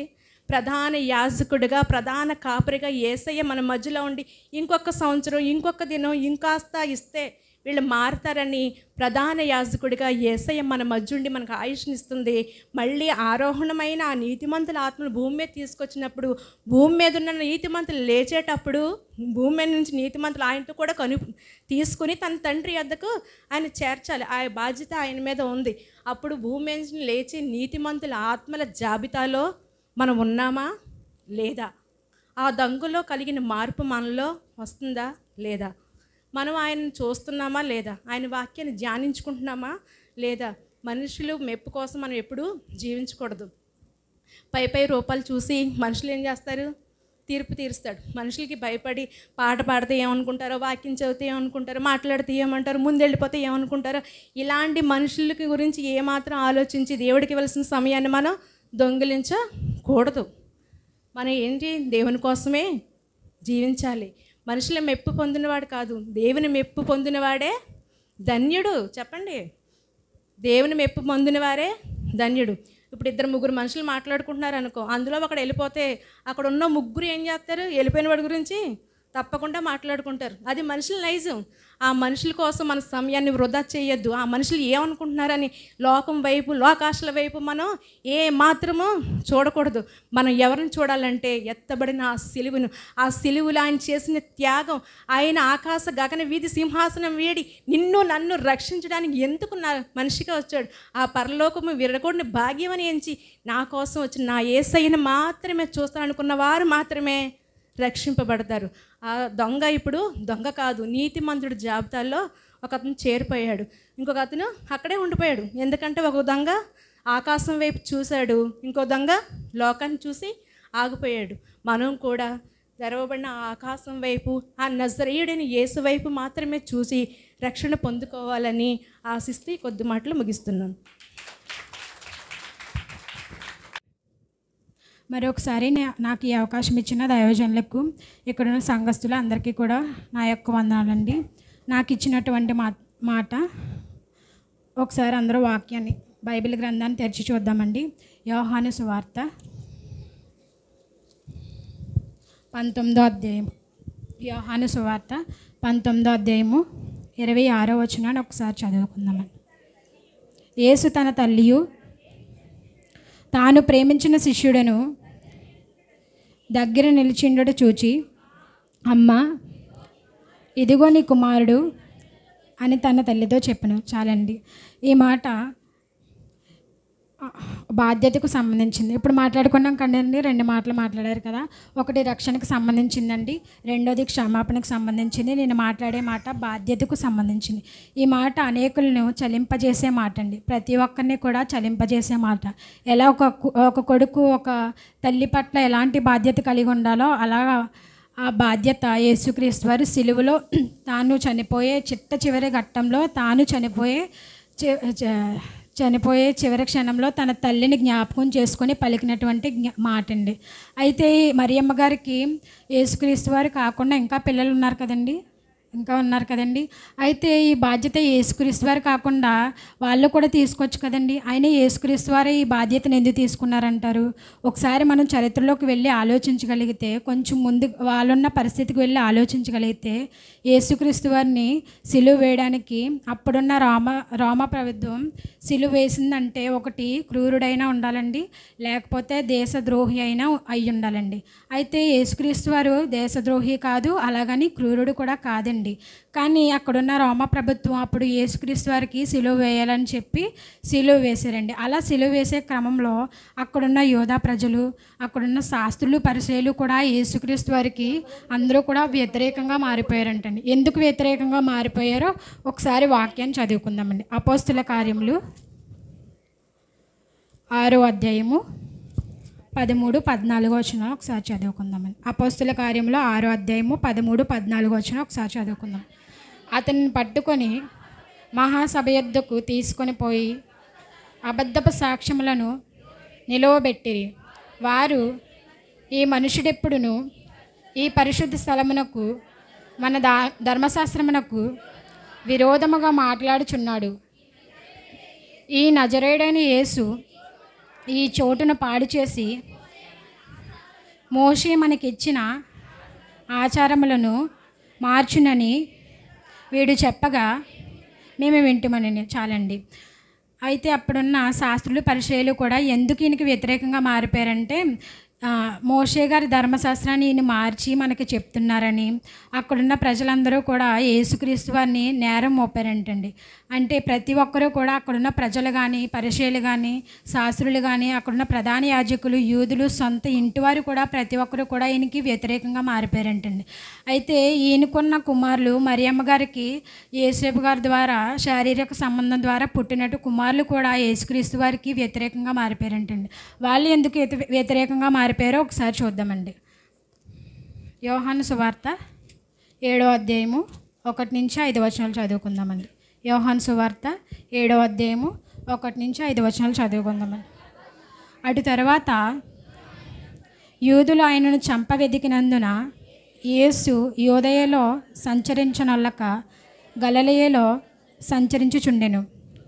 యూదుల పర్ణశాలల పండుగ సమీపించును గనక ఆయన సహోదరులు ఆయన చూచి, నీవు చేయుచున్న క్రియలు నీ శిష్యులను చూచినట్లు ఈ స్థలము విడిచి యోదయకు వెళ్ళుము. బహిరంగముగా అంగీకరింపబడ గోరువాడెవడును తన పని రహస్యముగా జరిగింపడు. నీవు ఈ కార్యములు చేయుచున్న యెడల నిన్ను నీవే లోకమునకు కనబరుచుకోమని చెప్పెను. ఆయన సహోదరులైనను ఆయన యందు విశ్వాసముంచలేదు. చాలండి. ఆయన సహోదరులు కూడా యేసుక్రీస్తు వారి యెడల విశ్వాసం ఉంచలేదు. ఎందుకు ఉంచలేదంటే ఒకనాటి ఒక సందర్భంలో యేసుక్రీస్తు వారు ఒక చోట బోధ చేస్తూ ఉంటారండి. అలా బోధ చేస్తున్నప్పుడు వాళ్ళ తమ్ముళ్ళు, ఇప్పుడు చదువుకున్నాం కదండి, వాళ్ళ తమ్ముళ్ళు మరియమ్మ గారు ఆయన దగ్గరికి వెళ్తారంటండి. అయితే ఆయన అలా బోధ చేస్తున్నప్పుడు అక్కడున్న పరిస్థితిలో ఆయన చేస్తున్న బోధకి చాలామంది అట్రాక్ట్ అయ్యి అక్కడ ఆయన నిలుచున్న సమయంలో వాళ్ళు నుంచోడానికి కూడా ఖాళీ లేదంటండి. అయితే అలాంటి పరిస్థితిలో యేసుక్రీస్తు వారికి మీ తల్లి నీ సహోదరులు వచ్చారని చెప్పారంటండి. అలా చెప్పినప్పుడు యేసుక్రీస్తు వారు ఏమంటారంటే, ఎవరు నా తల్లి, ఎవరు నా సహోదరులు, దేవుని చిత్తాన్ని జరిగించేవారే నా తల్లి నా సహోదరులు అని చెప్తారంటండి. ఆ మాట విన్న తర్వాత ఈ సహోదరులందరూ కూడా చాలా కోపపడతారంటండి. అప్పుడు వాళ్ళ అపవాది ఉండడం వల్ల వాళ్ళు ఏం చేస్తారంటే యేసుక్రీస్తు వారు అలా అన్నందుకు చాలా కోపడతారంటండి. అందుకే ఇక్కడ చూడండి, యోహాను సువార్త 7వ అధ్యాయంలో ఫస్ట్ అంటారు కదండి, అటు తర్వాత మొదటి వచనమండి. అటు తర్వాత యూదులు ఆయనను చంప వెదికినందున యేసు యూదయలో సంచరించినొల్లక గలిలయలో సంచరించుచుండును. యూదుల పర్ణశాల పండుగ సమీపించును. ఆయన సహోదరులు ఆయన చూచి, నీవు చేయుచున్న క్రియలు నీ శిష్యులకు చూచినట్లు ఈ స్థలము విడిచి యూదయకు వెళ్ళుము. అంటే యేసుక్రీస్తు వారు యోదయకు వెళితే అక్కడ ఆయన్ని చంపేస్తారని వీళ్ళ సహోదరులకి ముందుగానే తెలిసి అక్కడ సహోదరులు ఏమంటున్నారంటే, నీవు యోదయకు వెళ్ళు, అక్కడ నీ సూచక్రియలు చేయి, నీ శిష్యులు చూచేటట్లు నీ సూచక క్రియలు అక్కడ చేయి, ఇక్కడ చేయొద్దు అని చెప్తున్నారంటే. అంటే సొంత ఇంటి వారే యేసుక్రీస్తు వారికి శత్రువులుగా మారిపోయారండి. వాళ్ళ తల్లి అప్పుడున్న పరిస్థితులను బట్టి వాళ్ళలో ఉన్న అపవాది వల్ల వాళ్ళు సొంత ఇంటి వాళ్ళు కూడా ఆయనకి యేసుక్రీస్తు వారికి సపోర్ట్ లేదంటండి. అలాంటి సందర్భంలో యేసుక్రీస్తు వారిని సిలువ వేస్తున్నారని వాళ్ళ తల్లి గారికి అంటే మరియా గారికి ఎవరో చెప్పారంటండి. అలా సిలువ వేస్తున్నారని చెప్పారంటండి. అలాంటి సందర్భంలో సిలువ వేస్తున్నప్పుడు యేసుక్రీస్తు వారిని సిలువ వేస్తున్నప్పుడు తెలిసినప్పుడు ఏ తల్లి కూడా ఉండలేదు కదండి, కన్నపేగ ఆగలేదు అంటారు కదా. అలా ఉండలేక ఆవిడ వెంటనే యేసుక్రీస్తు వారి వద్దకు పరిగెట్టుకొని వచ్చిందంటండి. ముద్దుల కొడుకు కదండి యేసుక్రీస్తు వారు, ఆవిడకి పరిశుద్ధాత్మ దేవుడి ద్వారా గర్భాన్ని ధరించి ఆయన కన్నది కదండి. 9 నెలలు కని మోసి పెంచింది కదండి. అయితే ఆవిడకి వాళ్ళు చెప్పారంటండి, యేసుక్రీస్తు వారిని సిలువ వేస్తున్నారని చెప్పారంటండి. అలాంటి సందర్భంలో సిలువ యొద్దకు అప్పుడు మరియా గారు వచ్చారంటండి. అప్పుడు సిలువ మీద ఉండి యేసుక్రీస్తు వారు పలికిన మాట అండి. ఒకసారి ఆ మాట మళ్ళీ చదువుకుందామండి. యోహాను సువార్త 19వ అధ్యాయము 26వ వచనాన్ని ఒకసారి చదవండి. యేసు తన తల్లియు తాను ప్రేమించిన శిష్యుడును దగ్గర నిలిచిండడు చూచి, అమ్మ ఇదిగో నీ కుమారుడు అని తన తల్లితో చెప్పాను. చాలండి. అప్పుడు ఆ సిలువ దగ్గర యేసుక్రీస్తు వారు ఈ మాట అంటున్నారండి. ఎందుకు అంటున్నారంటే, ముందు నేను చెప్పాను కదండి, యేసుక్రీస్తు వారు కాకుండా ఆవిడకి ఇంకా కుమారులు ఉన్నారండి. కానీ వాళ్ళు కూడా చూసుకుంటారు కదండి. కానీ యేసుక్రీస్తు వారే బాధ్యత ఎందుకు తీసుకున్నారు అంటే, అప్పుడు అలాంటి పరిస్థితుల్లో అలాంటి పరిస్థితుల్లో ఈవిడి యేసుక్రీస్తు వారిని సిలువ వేస్తున్నారని చెప్పినప్పుడు సొంత ఇంటి వారి శత్రువులుగా మారిపోయారని చెప్పాను కదండి. ఇప్పుడు అలాంటి పరిస్థితుల్లో యేసుక్రీస్తు వారు వాళ్ళందరినీ వదులుకొని సిలువ చెంతకు యేసుక్రీస్తు వారి వద్దకు ఈవిడి పరిగెత్తుకొని వచ్చిందంటండి. అంటే నేను ఏమైపోయినా పర్లేదు, నా కొడుకుని చివరి చూపు నేను చూసుకోవాలి, నా కొడుకు దగ్గరికి నేను ఎలాగైనా వెళ్ళాలని చెప్పి యేసుక్రీస్తు వారి చెంతకు ఈవిడి సిలువ వద్దకు వెళ్ళిందంటండి. అలాంటి పరిస్థితిలో యేసుక్రీస్తు వారు తన శిష్యుని, తాను ప్రేమించిన శిష్యుని చూచి అప్పుడు ఇదిగో యోహాను, ఈమె నీ తల్లి, ఇదిగో అమ్మ ఈమె నీ కుమారుడు అని చెప్పి బాధ్యతని అప్పగించారంటండి. అంటే ఆయనకు అర్థమైందండి, తాను ఇంటి వారిని వదులుకొని, ఇంట్లో ఉన్న వాళ్ళని వదులుకొని, సొంత జాతి వారిని కూడా వదులుకొని యేసుక్రీస్తు వారి కొరకు సిలువ చెంతకు వచ్చిందండి. తర్వాత ఆవిడ పరిస్థితి ఎలా ఉంటుందో తెలియదండి. ప్రతి ఒక్కరిని వదులుకొని యేసుక్రీస్తు వారి వద్దకు ఈవిడ రావడంతో యేసుక్రీస్తు వారు అప్పుడు తన శిష్యునికి ఈమె బాధ్యత అప్పగించారండి. అయితే ఇలాంటి బాధ్యత ఇప్పుడున్న పరిస్థితిలో మరి మనకు ఉందంటారా? అప్పుడు మరియా గారు 9 నెలలు యేసుక్రీస్తు వారిని కడుపులోనే మోయలేదండి. బాధలు, నిందలు కూడా ఆవిడ సమానంగానే మోసారండి. పరిశుద్ధాత్మ ద్వారా గర్భవతి అయిందంటే అప్పుడున్న కాల పరిమితిలో ఎవరైనా రకరకాలుగా మాట్లాడుకుంటారు కదండి. ఇప్పుడున్నవారైనా కూడా ఇప్పుడు కూడా యేసుక్రీస్తు వారి జన్మం అంటేనే చాలా చెడ్డగా మాట్లాడుకుంటున్నారండి. పరిశుద్ధాత్మ ద్వారా గర్భం రావడం ఏంటని. అప్పుడున్న పరిస్థితిలో కూడా ఈవిడ గర్భవతి అయ్యింది అంటే అప్పుడు ఉన్న వాళ్ళు కూడా ఎన్నో మాటలనే ఉంటారు కదండి. 9 నెలలు యేసుక్రీస్తు వారిని కడుపులోనే మోయలేదండి. నిందలు, అవమానాలు కూడా ఆవిడ భరించిందండి. అలా భరించి లాస్ట్కి చివరిగా ఆయన ప్రాణం పోయేటప్పుడు ఆవిడ ఆ సిలువ చెంతకు వచ్చినప్పుడు యేసుక్రీస్తు వారు ఈ మాట పలికారండి. యోహానుతో చెప్తున్నారండి, యోహాను ఇదిగో ఇదిగో మీ అమ్మ, ఇదిగో మరియా అని చెప్పి చెప్తున్నారంటండి. అయితే మీకు ఒక చిన్న ఎగ్జాంపుల్ చెప్తానండి. ఒక తల్లి కోసం ఒక చిన్న ఎగ్జాంపుల్ చెప్తానండి. ఒక ఆయనకి ఒక మెడికల్ షాప్ ఉందంటండి. అయితే ఆ మెడికల్ షాపు ఆ రోజు చాలా రద్దీగా ఉందంటండి. చాలా అంటే చాలా బిజీగా ఉందంటండి. అలా బిజీగా ఉన్నప్పుడు ప్రతి ఒక్కరు కస్టమర్స్ వస్తున్నారు, వాళ్ళకి కావాల్సిన మెడిసిన్ తీసుకొని వెళ్తున్నారంటండి. అయితే ఒక దూరంగా ఒక ఆవిడ ఒక చెట్టు కింద కూర్చొని ఉన్నారంటండి. అలా కూర్చొని ఉన్నప్పుడు ఈయన ఎప్పటి నుంచో ఆవిడని గమనిస్తూ ఉన్నారంటండి. గమనించి అక్కడున్న సర్వెంట్కి, అదే వాళ్ళ షాప్లో పనిచేసే ఆయనకి ఆ షాప్ని అప్పగించి ఆమె వద్దకు వెళ్ళారంటండి. వెళ్ళి అడిగారంట, అమ్మ ఏంటి మీరు ఇంతసేపటి నుంచి ఇక్కడే ఉన్నారు, మీకు ఏమైనా మెడిసిన్ కావాలా, లేకపోతే ఏమైనా డబ్బులు కావాలా, ఏమైనా సహాయం కావాలని చెప్పి ఆవిడని అడిగారంటండి. అలా అడిగినప్పుడు అప్పుడు ఆవిడ అంటుందంట, అవును బాబు నా దగ్గర డబ్బులు ఉన్నాయి, నాకు ఒక మెడిసిన్ కావాలి, ఆ మెడిసిన్ ఎలా అడగాలో తెలియక అందరిలో అడిగితే ఏమవుతుందో అని చెప్పి నేను ఇక్కడ ఆగిపోయాను బాబు అన్నప్పుడు, ఇంతకీ ఏంటమ్మా నీకు కావాల్సిన మెడిసిన్ అని ఆ షాప్ యజమాని అడిగారంటండి. అడిగినప్పుడు ఆ తల్లి ఒక స్టోరీ చెప్పిందంటండి. బాబు నాకు ఒక కొడుకు ఉన్నాడు, నా యవ్వన దశలోనే నా భర్తని నేను కోల్పోయాను, నా కొడుకుని పెంచి పోషించి గొప్పగా చదివించి గొప్ప ఉద్యోగం వచ్చింది బాబు, పెళ్లి చేసుకొని వేరే దేశానికి వెళ్ళిపోయాడు, అక్కడ నివాసం చేస్తున్నాడు, ప్రతిరోజు మేము ఫోన్లో మాట్లాడుకుంటూ ఉన్నాము, ఎప్పుడు అడిగినా కూడా అదిగో వస్తానమ్మా ఇదిగో వస్తానని చెప్తున్నాడే కానీ ఇప్పటికీ కూడా రాలేదు బాబు, ప్రతిరోజు ఫోన్లో మాట్లాడుకొని రోజులు గడిపేశాను, ఇప్పుడు నన్ను చూసుకోవడానికి ఎవరూ లేరు, నాకు ఆరోగ్యం కూడా సరిగ్గా లేదు, ఇలాంటి పరిస్థితిలో నా కొడుకు వస్తాడని ప్రతిరోజు నేను ఎదురు చూస్తున్నాను బాబు, ప్రతిరోజు ఫోన్ చేసినా అదిగో వస్తాను ఇదిగో వస్తాను అని చెప్తున్నాడు కానీ రావట్లేదు బాబు అని చెప్పిందంట. చెప్పినప్పుడు ఈయన అన్నారంట, అయితే దానికి దీనికి సంబంధం ఏముందమ్మా అని అడిగారంటండి. అని అడిగినప్పుడు అప్పుడు ఆమె చెప్పింది ఏంటంటే, బాబు నా కొడుకుని మర్చిపోవడానికి నాకేమైనా మెడిసిన్ ఉంటే ఇవ్వండి అని అడిగిందంటండి. అయితే ఆ మాట విన్న యజమాని చాలా బాధపడ్డాడంటండి. ఎందుకంటే ఇలాంటి పరిస్థితిలో ఇలాంటి కొడుకులు ఉన్నప్పుడు ఖచ్చితంగా ఏ తల్లికైనా అలా అనిపిస్తుందండి. బాధకి మెడిసిన్ లేదు, రోగానికి మెడిసిన్ ఉంది కదండి. అలాంటి పరిస్థితుల్లో ఆవిడ బాధ ఎంతలా ఉందంటారో ఒకసారి గమనించండి. నిజంగా మదర్స్ డేలో వస్తే మనం ప్రొఫైల్గా లేదా స్టేటస్లుగా అమ్మ ఫోటోలని నాన్న ఫోటోలని పెట్టుకుంటామండి. అలాంటి టైంలో కాదండి వాళ్ళని చూసుకోవాల్సింది, వాళ్ళ వృద్ధాప్య దశలో వాళ్ళని చూసుకోవాలండి. అలాంటి వృద్ధాప్య దశలో చూసుకున్నవాడే దీర్ఘాయుష్మంతుడు అవుతాడని చదువుకున్నాం కదండి చాలాసార్లు బైబిల్ గ్రంథంలో. నిర్గమకాండంలో కూడా దేవుడిచ్చిన పదాజ్ఞల్లో కూడా ఒక ఆజ్ఞ ఇదే కదండి, నీ తల్లిని నీ తండ్రిని సన్మానింపుము. అలా సన్మానించిన వాడు దీర్ఘాయుష్మంతుడు అవుతాడండి. అలా సన్మానించకపోతే వాళ్ళని చూసుకోకపోతే మన దీపం కారు చీకట్లోనే ఆరిపోతుందండి. అలాంటి పరిస్థితుల్లో కూడా యేసుక్రీస్తు వారు ఆయనకి సిలువ మరణం ఉంది కదండి, సిలువలో ఆయన ఒక పక్క తలపైన ముళ్ళ కిరీటం, ఒళ్ళంతా గాయాలు, 2 చేతుల్లో మేకులు, కాళ్ళకు మేకులు, ఎక్కడ కూడా గ్యాప్ లేకుండా శరీరం అంతా కూడా రక్తం కారిపోతూ ఆయన వేదన అయిందండి. కొద్దిసేపట్లో చనిపోయే ఘట్టంలో కూడా, చివరి ఘట్టంలో కూడా యేసుక్రీస్తు వారు తన తల్లి బాధ్యత తన శిష్యునికి అప్పగించారండి. నిజంగా ఎంత గొప్ప కొడుకు అంటారు. ఇలాంటి ఇప్పుడున్న రోజుల్లో అంటే చాలామంది ఉన్నారండి, తల్లిదండ్రులను చూసేవారు లేరని చెప్పను, కానీ తల్లిదండ్రులను కూడా నిర్లక్ష్యం చేసేవాళ్ళు చాలామంది ఉన్నారండి. అంటే కొంతమంది పెన్షన్ డబ్బులు వచ్చినప్పుడే తల్లి గుర్తుకొస్తూ ఉంటుందండి. ఇలా వాళ్ళకి ఏమైనా అవసరం అన్నప్పుడు వాళ్ళ దగ్గరికి వెళ్ళి కనీసం పరామర్శించడం కూడా మనం ఉండమండి. గొప్ప స్థితికి వెళ్ళిపోయిన తర్వాత తల్లిదండ్రులు మనం చాలా దూరం పెడుతూ ఉంటామండి. కానీ మనం గమనించాల్సింది ఏంటంటే, మన జీవితం ఈరోజు ఈ విధంగా ఉందంటే అది మన తల్లిదండ్రుల పెంపకమండి. మన తల్లిదండ్రులు మనల్ని చూసిన గొప్ప తీరండి. నిజంగా మన చదువుల నిమిత్తమై మనం పోషింపబడడానికి మన తల్లిదండ్రులు మనకు చూపించిన ఒక మాదిరండి. మరి అలాంటి తల్లిదండ్రులు మనం ఈరోజు నిర్లక్ష్యం చేస్తున్నామండి.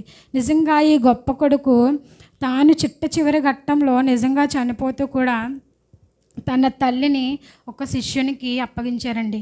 మనకన్నా ఎక్కువ భారం మనకన్నా ఎక్కువ ఆనాడు ఉన్న మరియమ్మ గారికే ఉంటుందండి. ఎందుకంటే ఆవిడ 9 నెలలు మోసిందండి. ఆయన ఎలా బ్రతికాడో, ఆయన ఎలాంటి వాడో ఆవిడకి తెలుసండి. కడుపు తీపి చూపించిన గొప్ప మహనీయుడండి యేసుక్రీస్తు వారు. అలాంటి గొప్ప కొడుకుని కోల్పోతున్నందుకు, అలాంటి గొప్ప కొడుకుని సిలువ వేస్తున్నందుకు, అలాంటి కొడుకుని అలాంటి పరిస్థితిలో చూసినందుకు తల్లి కడుపు ఎంత బాధపడి ఉంటుంది అంటారండి.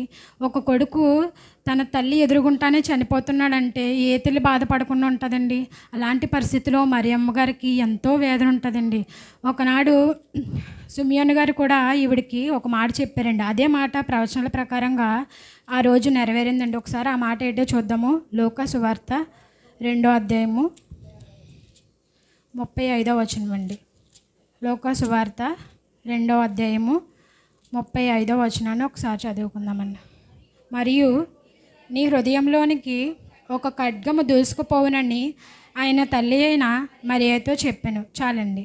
చూసారా, అప్పుడు సిమియోను గారు చెప్పారంటండి తల్లితో, మరి అయిన తల్లిగారితో ఏం చెప్పారంటే, నీ హృదయంలోనికి ఒక ఖడ్గము దూసుకొని పోవునని చెప్పారంటండి. ఆ ఖడ్గం ఏంటంటే, ఆ దూసుకుపోయే ఖడ్గం ఏంటంటే ఈరోజు సిలువ వేయబడిన యేసుక్రీస్తు వారండి. ఆవిడకి నిజంగానే ఆ ప్రవచనం నెరవేరింది కదండి. ఆవిడ జీవితంలో ఎంతో బాధ కలిగి ఉంటుంది కదండి. నిజంగా అలాంటి పరిస్థితిలో ఆ తల్లి ఎదురుగుంటా తన కొడుకు చనిపోతున్నాడంటే ఎంత బాధ అండి ఆవిడకి. అలాంటి పరిస్థితుల్లో కూడా ఆవిడ ఎంత బాధపడి ఉంటుంది. ఈరోజు ప్రతి తల్లిదండ్రులు కూడా అదే విధంగా ఉంటారండి. తల్లిదండ్రులు అందరూ కూడా చాలా మంచివారండి. కానీ మనకున్న పరిస్థితులను బట్టి మనమే మారిపోతూ ఉద్యోగాలని, లేదా మనం ఒక సెటిల్మెంట్కి వచ్చిన తర్వాత తల్లిదండ్రులను నిర్లక్ష్యం చేస్తూ ఉంటామండి. కానీ కొడుకు తన చివరి ఘట్టంలో కూడా తన తండ్రిని ఎక్కడ విడిచిపెట్టలేదండి. విడిచిపెట్టకుండా ఒక బాధ్యతను నిర్వర్తించారండి. యోహాను గారికి అప్పగించారండి. ఇదిగో యోహాను, అమ్మ అందరినీ వదిలేసి వచ్చేసింది, తర్వాత అమ్మ పరిస్థితి ఎలా ఉన్నప్పటికీ చూసుకోవాల్సిన బాధ్యత నీదే అని చెప్పి యోహాను గారికి ఆ బాధ్యత అప్పగించి ఆయన చెప్పారంటండి. ఇలాంటి బాధ్యత ఈరోజున్న సమాజంలో ప్రతి పిల్లలు, అది స్త్రీలు కావచ్చు లేదా పురుషులు కావచ్చు, ప్రతి ఒక్కరూ కూడా మనం కలిగి ఉంటున్నామో లేదో మనమే ప్రశ్న వేసుకోవాలండి. ఎవరు కూడా తల్లిదండ్రులని నిర్లక్ష్యం చేయొద్దండి. అలాంటి బాధ తల్లిదండ్రులు లేని వారికే తెలుస్తుందండి.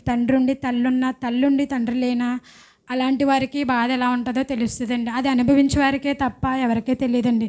నాకు కూడా తల్లిదండ్రులు ఉంటే బాగున్నాను, నాకు కూడా అమ్మ నాన్న ఉంటే బాగున్నాను చాలామంది అనుకుంటూ ఉంటారండి. కానీ అమ్మ నాన్న ఉండి కూడా మనం వాళ్ళని నిర్లక్ష్యం చేస్తూ ఉంటామండి. మరి ప్రతి ఒక్కరూ కూడా అలాంటి నిర్లక్ష్యానికి ఎవరు దిగొద్దండి. ప్రతి ఒక్కరూ వాళ్ళ బ్రతుకు దినములన్నీ కూడా యేసుక్రీస్తు వారిని మాదిరిగా తీసుకొని, ప్రతి ఒక్కరూ కూడా తల్లిదండ్రుల బాధ్యతను తీసుకొని వాళ్ళు చనిపోయే వరకు మన బ్రతికున్నంతకాలం వాళ్ళని చూసుకునే బాధ్యత మన పైన ఉంది. కాబట్టి ప్రతి ఒక్కరూ గ్రహించాలని, యేసుక్రీస్తు వారిని మాదిరిగా తీసుకోవాలి, బ్రతకాలని ప్రతి ఒక్కరిని కోరుకుంటూ ఈ మాటలు ముగిస్తున్నానండి.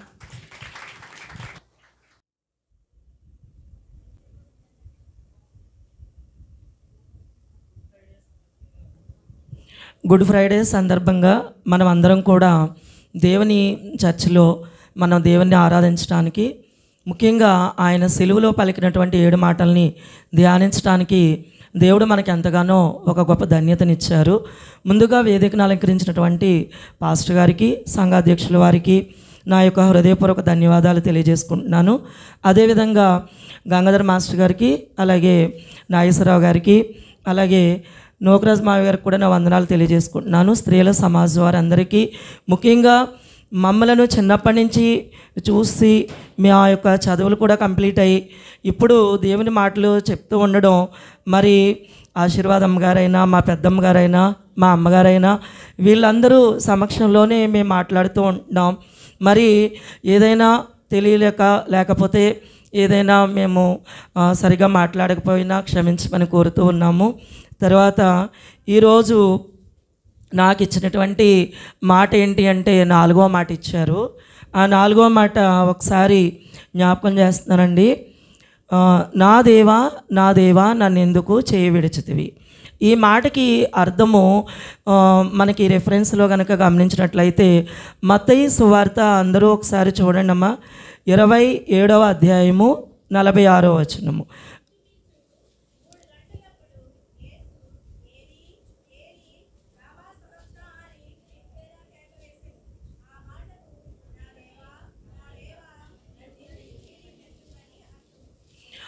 ఈ యొక్క రెఫరెన్స్లో కనుక మనం గమనించినప్పుడు తండ్రి అయినటువంటి దేవుడు చేత పంపబడినటువంటి దేవుని కుమారుడైన యేసు ప్రభువారు ఏమని చెప్తున్నారంటే, ఆయన శిలువ శిక్షను అనుభవిస్తూ అలాగే శిలువలో బలియాగము అవుతూ తండ్రి అయిన దేవునికి మొరపెట్టుకుంటున్నారండి. ఏమని మొరపెడుతున్నారు అంటే, ఏలి ఏలి లామా సబక్తా అని బిగ్గరగా కేక వేసెను.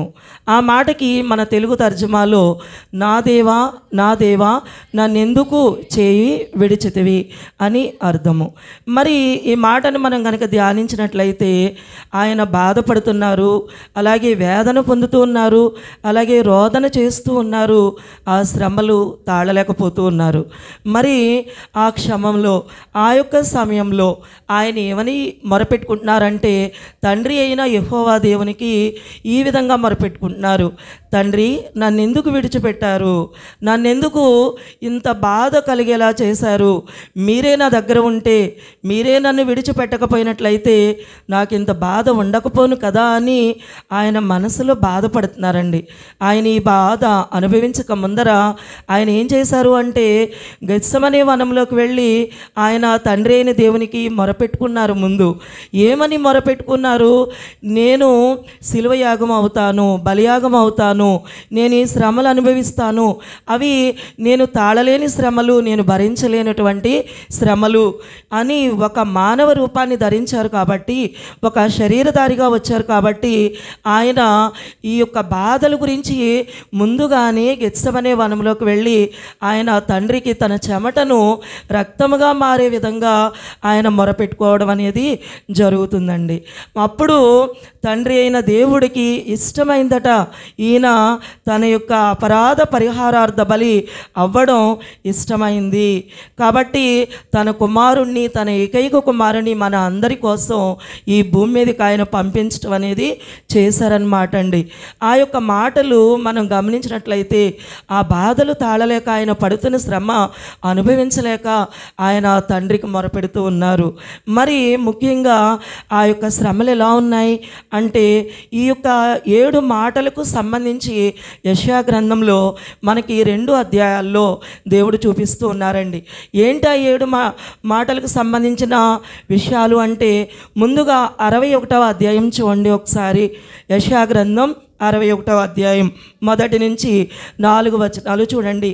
ఆయన ఎందుకు వచ్చారు అన్నది మనకి చెప్తా ఉంటారు. చదవండి అమ్మ.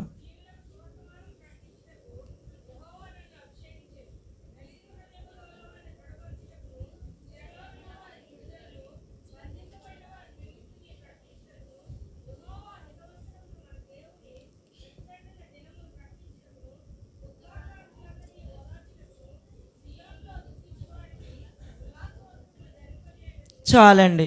ఇప్పుడు ఈ వాక్యాన్ని కనుక మనం గమనించినట్లయితే, నశించిన దానిని వెదకి రక్షించడానికి యేసు ప్రభువారు ఈ లోకానికి వచ్చారండి. ముఖ్యంగా ఆయన పేదల పక్షపాతి. ఆయన ఎవరైతే అవసరాలతో ఉన్నారో, ఎవరైతే కష్టాల్లో ఉన్నారో, ఎవరైతే బాధల్లో ఉన్నారో అవన్నీ కూడా గమనిస్తూ ఉన్నటువంటి దేవుడండి. సో కాబట్టి ఆయన సృష్టించిన మనం ఎలా బ్రతుకుతున్నామో ఆయన గమనిస్తూ ఉన్నారు. నేను సృష్టించిన ఈ బిడ్డలు ఇలా సమాజంలో వాళ్ళు కులాలుగా మతాలుగా విడిపోయారు. వాళ్ళ మధ్యన సమానత్వం లేదు. ప్రతి వ్యక్తి నాకు లాంటి గౌరవం పొందాలి, అందరూ సమానంగా గౌరవించబడాలి. ఈ అసమానతలేంటి, ఈ వివక్షతలేంటి, వీరి మధ్యన వీళ్ళందరూ కూడా యూనిటీగా ఎందుకు లేరు అని 2000 సంవత్సరాల వరకు గమనించి తండ్రి అయిన దేవుడు తన యొక్క ఏకైక కుమారుడిని మన కోసం పంపించడానికి, నీవు ఇక బయలుదేరి వెళ్ళు, ఈ లోకంలో వాళ్ళు చాలా బాధలు పడుతున్నారు, నన్ను ఆరాధించడం మానేశారు, విగ్రహారాధన చేస్తున్నారు, వాళ్ళల్లో ఐక్యత లేదు, వాళ్ళు కొట్టుకుంటున్నారు, వాళ్ళల్లో అనైక్యత రాజ్యం వెళుతుంది, ఒకరిని ఒకరు చంపుకుంటున్నారు, ఒకరిని ఒకరు హేళన చేస్తూ బ్రతుకుతున్నారు. కాబట్టి మన ఇంటిలో యజమాని ఎప్పుడూ వారి పిల్లల యొక్క ప్రవర్తన గమనిస్తూ ఉంటారండి. అదేవిధంగా మనలందరినీ మానవులందరినీ సృష్టించిన దేవుడు మనం ఐక్యతగా లేకపోవడం చూసి, అనైక్యతగా ఉండడం చూసి, మనం ఇతరుల చేత ద్వేషించబడడం కూడా చూసి ఆయన చలించిపోయి తన ఏకైక కుమారుని మన కోసం ఆయన బహుమానంగా పంపించారన్నమాట అండి. అందువలన ఆయన గురించి ఆ యొక్క శిలువ శ్రమల్లో మనకి 53వ అధ్యాయం యెషయా గ్రంథం ఒకసారి చూడండి అందరూ. నేనే ఒక 4-5 మాటల్లో మీకు చెప్తాను. 4, 5, 6, 7 వచనాలు, 8 వచనాలు చూస్తే శిలువ యాగంలో ఆయన పరిస్థితి ఎలా ఉంది? మనుషులు చూడనల్లని వానిగా అయిపోయారు, ఆపేక్షించని వానిగా అయిపోయారు, దుఃఖాక్రాంతుడిగా అయిపోయారు, వ్యసనపరుడుగా అయిపోయారు, బాధ నొందిన వానిగా అయిపోయారు, వ్యాధి అనుభవించిన వానిగా అయిపోయారు. వదకు తేబడిన గొర్రె పిల్ల ఏ విధంగా ఆ యొక్క బొర్రె కత్తిరించి వాని ఎదుట మౌనంగా ఉందో ఆ విధంగా అయిపోయారు అని మనం చూస్తూ ఉన్నాం. నిశ్చయంగా అతడు పొందిన దెబ్బల చేత మనకి స్వస్థత కలుగుచూ ఉన్నది. కాబట్టి ఆయన అన్యాయం ఏమీ చేయలేదు, ఆయన నోట వెంట ఏ కపటమును లేదు. అంటే ఒక నిందారహితుడు, ఒక పాపం లేనివాడు, ఒక గొప్పవాడు అయినటువంటి యేసు ప్రభు వారిని మన మధ్యకు తండ్రి అయిన దేవుడు పంపించారండి. కాబట్టి మన జీవితంలో కూడా నిత్యం మనం ఏం చేస్తామంటే, మనం కూడా ఒంటరిగా ఉన్నప్పుడు, ఎవరు తోడు లేనప్పుడు, బాధ అనుభవిస్తూ ఉన్నప్పుడు, ప్రతిరోజు కూడా మన ప్రయాణాన్ని మొదలు పెడుతూ ఉన్నప్పుడు అనేక మంది నిందిస్తూ ఉంటారు, అనేక మంది హేళన చేస్తూ ఉంటారు, అనేక మంది కులాలు, మతాలు, రూపురేఖలు, ధనము, పేదరికము ఇలాంటివన్నీ బేస్ చేసుకుని మనకి ఒక మనిషిగా కూడా చూడటం లేదు. ఇలాంటివి అసమానతలు తొలగించడానికి ఆయన వచ్చారు. ఇలాంటి వివక్షత లేని సమాజాన్ని చూడడానికి ఆయన వచ్చారు. ఆయన చేసిన శిలువ త్యాగం చాలా విలువైనది, అది పవిత్రమైనది. అందుకే వేదాలలో కూడా ఆయన గురించి చెప్పారండి. ఏమని చెప్పారంటే, సర్వపాప పరిహారార్థం రక్త ప్రోక్షణంబవశ్యం తద్రక్తం పరమాత్మేన పుణ్యదాన బలియాగం. ఈ వేదాలు కూడా దేవుడు రాసిచ్చిన గ్రంథాలుగా చెప్తారండి పెద్దలు.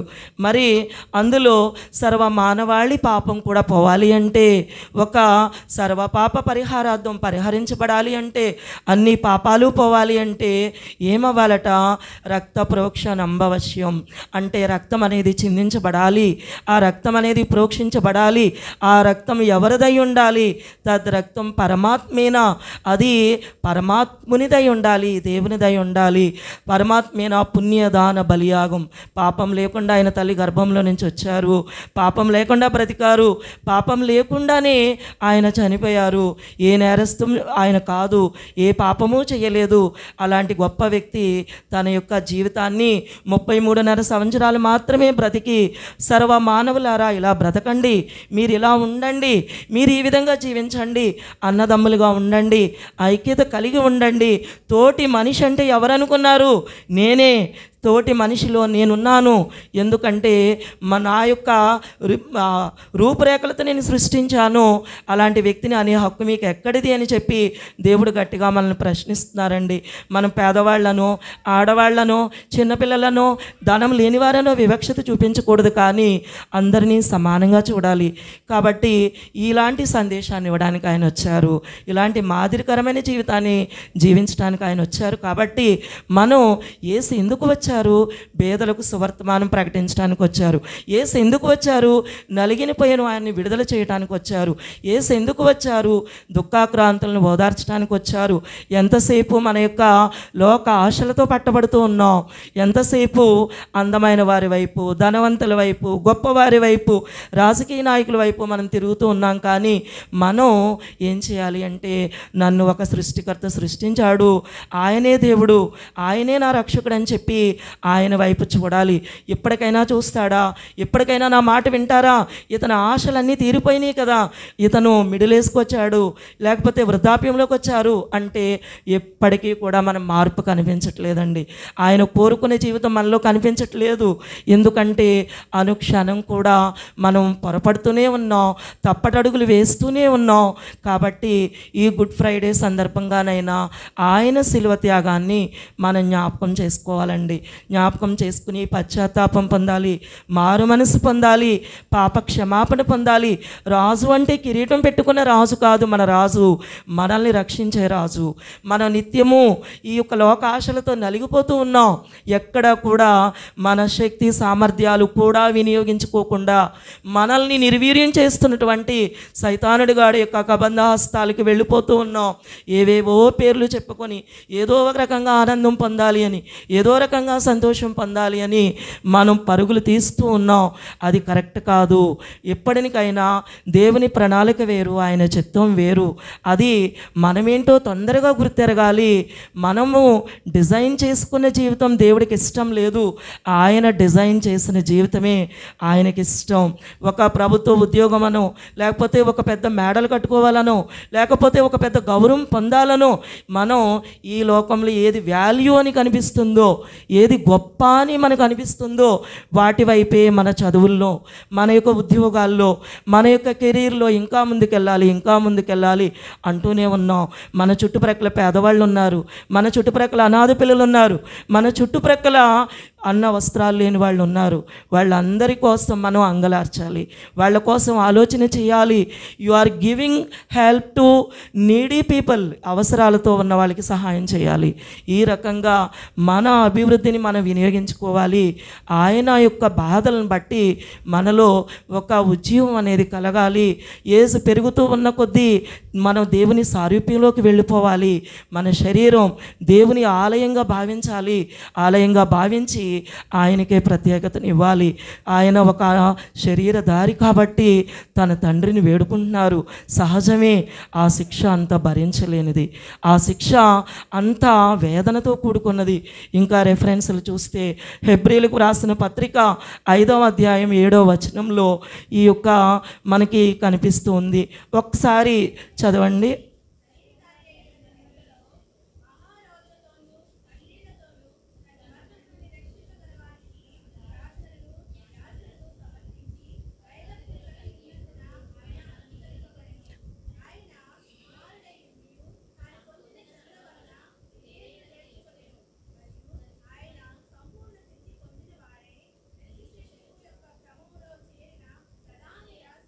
చాలండి. సో కాబట్టి మనకి దేవుని చిత్తం మన పట్ల ఒకటి ఉంది అని, ఆయన ఏ విధంగా ఒబీడియంట్గా దేవునికి విధేయత చూపారో మనం కూడా అసహనం అనేది ఉండకూడదండి. మన ముందు ఎప్పుడు కూడా గొప్పవాళ్లే ఉంటుంటారు, మన ముందు ఎప్పుడు కూడా ధనవంతులే ఉంటుంటారు. అలా అంటే మన తల్లిదండ్రులు మనల్ని ఇంత దూరం తీసుకురాలేరు. వాళ్ళని చూసి వాళ్ళు ఎప్పుడు భయపడలేదు.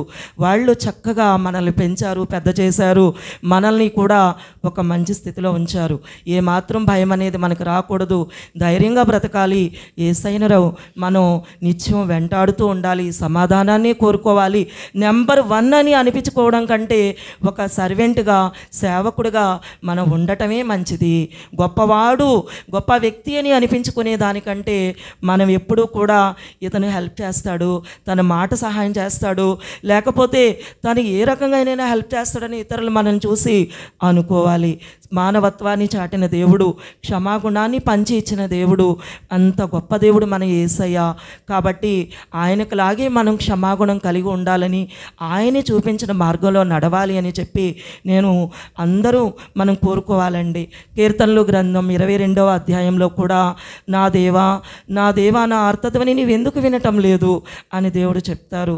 అదే రకంగా మనకి దేవుడు ఎందుకు వచ్చారో కూడా ఆయన చెప్తారు. మరి మనం కీర్తనలు గ్రంథం కనుక చూసినట్లయితే 40వ అధ్యాయం చూడండి ఒకసారి. 7, 8, 9, 10 వచనాలు ఆయన గురించి ఆయన ఏమని చెప్తున్నారో.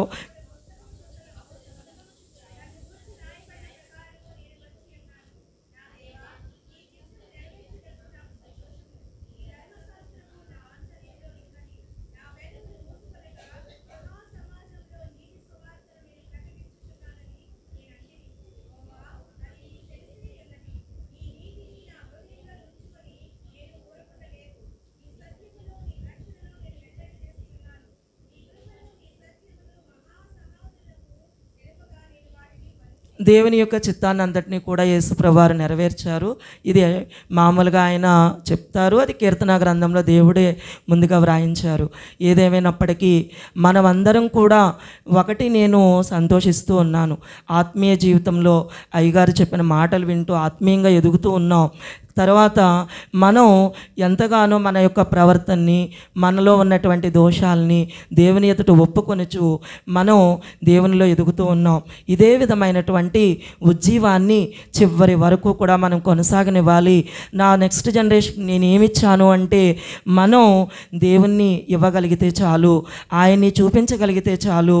ఈ కొద్ది మాటల్ని దేవుడు దీవించునుగాక. అందరికీ నా యొక్క వందనాలు తెలియజేసుకున్నాను.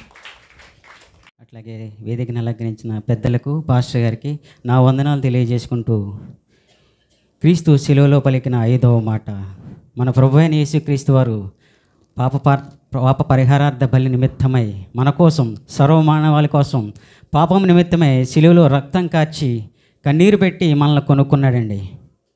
కొనుక్కొని పలికిన 5వ మాట మాట్లాడుకుందాం. ఆ కలువరి శిలువలో పలికిన 5వ మాట బాధతో కూడిన మాట, శ్రమతో కూడిన మాట, నీరసంతో కూడిన మాట. యోహాను సువార్త 19వ అధ్యాయము 28, 29 వచనం. అటు తరువాత సమస్తమును సమాప్తమైనదని యేసు ఎరిగి లేఖనము నెరవేరినట్లు నేను దప్పిక కొనుచున్నానని చెప్పాడండి యేసుక్రీస్తు వారు. చాలండి. ఏం చెప్పాడండి? 28వ అధ్యాయం అండి. అటు తర్వాత సమస్తము అప్పటికి సమాప్తమైనదని యేసు ఎరిగి. చాలండి. యేసు ఎరిగాడంటండి.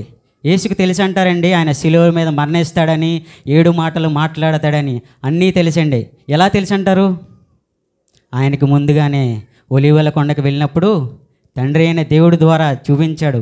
ఆయన ఎన్ని బాధలు పడతాడో, ఎన్ని కొరడా దెబ్బలు తింటాడో, ముళ్ళ కిరీటం ఎలా పెడతాడో, ఆయన వస్త్రాలను ఎలా పీకుతారో, ఆయన గడ్డాన్ని ఎలా పీకుతారో, ఉమ్ము వేస్తారని తెలుసు. ప్రతిదీ తెలుసండి యేసుక్రీస్తు వారికి. అందుకే అన్నాడు యేసు ఎరిగాడండి. చూద్దామండి లూకా 22వ అధ్యాయము 41 నుంచి 43 చదువుకుందామండి. యేసుక్రీస్తు వారి శిలువలో పడిన శ్రమ ఆయనకు ముందుగానే తెలిసి ఉన్నదండి. చదవండి. లూకా సువార్త 22వ అధ్యాయము 41 నుంచి 43 చదవండి. మోకాళ్ళలోని తండ్రి తొలగించండి, నీ చిత్తమైతే తొలగించుము, అయినను నా ఇష్టం కాదు నీ చిత్తమే సిద్ధించుము. చాలండి. ఏం చెప్పాడండి? ఆ గిన్నె ఏంటంటారు? శిలువ శ్రమల గురించి సూచికగా ఉందండి ఆ గిన్నె. ఆల్రెడీ ఆ శ్రమల గురించి యేసుక్రీస్తు వారు ప్రార్థన చేసినప్పుడే తండ్రి జీవించేశాడు. నాయనా నిన్ను కొడతారు, వీధుల్లో నడిపిస్తారు, ముళ్ళ కిరీటం పెడతారు, అనరాని మాట్లాడతారు, బళ్ళెంతో పొడుస్తారు, నీకు దాహం అని అడుగుతావు అని యేసుక్రీస్తు వారు ముందుగానే చెప్పాడండి. చూసినట్లయితే యేసుక్రీస్తు వారు ఎరిగి లేఖనం నెరవేరినట్లు, ఏమండి లేఖనం నెరవేరాలండి, లేఖనం నెరవేరాలన్నట్లయితే చూసుకుందామండి. యేసుక్రీస్తు వారు దప్పిక కొనుచున్నాననే విషయం ఆయనకు తెలిసి అంటారా తెలీదా? తెలుసండి. తెలుసు కాబట్టే ఆయన అన్నాడు, భూమి ఆకాశం గతించినా నా మాటలు గతించవు. ప్రవక్తల మాట తప్పచ్చు కానీ యేసుక్రీస్తు వారు ఎప్పుడూ తండ్రి మాటను తప్పలేదు. తండ్రి మాట అంటే అంత విలువ, అలాంటి విలువనిచ్చిన తండ్రికి యేసుక్రీస్తు వారు గొప్ప క్యారెక్టర్ కలిగి ఉన్న వ్యక్తి అండి. యేసుక్రీస్తు వారు తండ్రికి మాటకు విలువ ఇచ్చే గొప్ప క్యారెక్టర్ కలిగిన వ్యక్తి ఎవరైనా ఉన్నారంటే అండి ఈ భూప్రపంచం మీద యేసుక్రీస్తు వారు ఒక్కరు మాత్రమే అండి. చూసుకుందామండి. అందుకే యేసుక్రీస్తు వారు యోహాను గారి చేత బాప్తిసం పొందిన తర్వాత ఒక మాట అంటాడండి. మత్తయి సువార్త 3వ అధ్యాయం 17వ వచనం అండి, చదవండి. ఈయనే నా ప్రియ కుమారుడు, నేను ఈయనందు ఆనందించుచున్నాను. చాలండి. ఏమంటున్నాడండి? ఈయనయందు నేను ఆనందించుచున్నాను, ఎందుకంటే నా మాట వింటున్నాడు కాబట్టి నా కుమారుడు. ఈయనయందు నేను ఎందుకు ఆనందిస్తున్నాను? నా మాట విన్నాడు కాబట్టి. ప్రియమైన సంగమా, తల్లిదండ్రులు పిల్లలు మాట వినకపోతే నా ప్రియ కుమారుడని చెప్పుకుంటామా మనము? చెప్పుకోం. ఎందుకు చెప్పుకోం? మన మాట వినట్లేదు కాబట్టి. అలాగే ఇక్కడ తండ్రి అనే దేవుడే ఆయనకు గొప్ప స్టేట్మెంట్ పాస్ చేశాడు. ఏం చెప్పాడు? ఈయన యందు నేను ఆనందించుచున్నాను, ఎందుకంటే నా కుమారుడు నా మాట వింటున్నాడు. లేఖనములు నెరవేరాలండి, లేఖనములు నెరవేరాలి. ఎందుకంటే ఆయన దప్పిక కొనుచున్నాడనే విషయం ఆయనకు ముందుగానే తెలుసు. ఏమండి, ఇంకొక కొద్ది క్షణాల్లో చనిపోతాడనే టైంలో కూడా ఆయన దాహం దాహం దాహం అన్నాడంటే ఏమైనా కొంచెంసేపు బ్రతకాలనా? 4 గంటల వరకు 5 గంటల వరకు బ్రతకాలని ఏమన్నా ఆయన ఆశిస్తున్నాడంటే ఏమీ ఆయన ఆశించట్లేదండి. ఎందుకంటే దాహం వేస్తుందని ఆయనకు తెలుసు. కిందనున్న సైనికులు ఆయన దాహం తీర్చలేరన్న విషయం కూడా ఆయనకి తెలుసు. ఎందుకంటే కిందన్న సైనికులు, రోమా సైనికులు ఏం మంచివాళ్ళేం కాదండి, దుష్టులు, దుర్మార్గులు. రాత్రి నుంచి ఆయన శ్రమలు పెడుతూనే ఉన్నారు, గడ్డం పీకుతున్నారు, ఉమ్ము వేస్తున్నారు. చూసుకుందామండి. ఇంకా చూసుకున్నట్లయితే ప్రియమైన సంగమ, లేఖనములు నెరవేరాలండి. ప్రియమైన సంగమ, లేఖనములు ఎలా నెరవేరుతాయంటే ఏమండి, యేసుక్రీస్తు వారు ఆ వెలువెల కొండ మీదకి వెళ్ళినప్పుడే ఆయనకి విషయం తెలుసంటారా? ఇంకా ముందుగానే తెలుసండి. 1000 సంవత్సరాల క్రితమే దావీదు అనే గొర్రెల కాపరితో తండ్రి అయిన దేవుడు పరిశుద్ధాత్మ ప్రేరణతో ఆయన శ్రమల గురించి ఒక మాట చెప్పాడండి. కీర్తనలు 22వ అధ్యాయము 15వ వచనం అండి.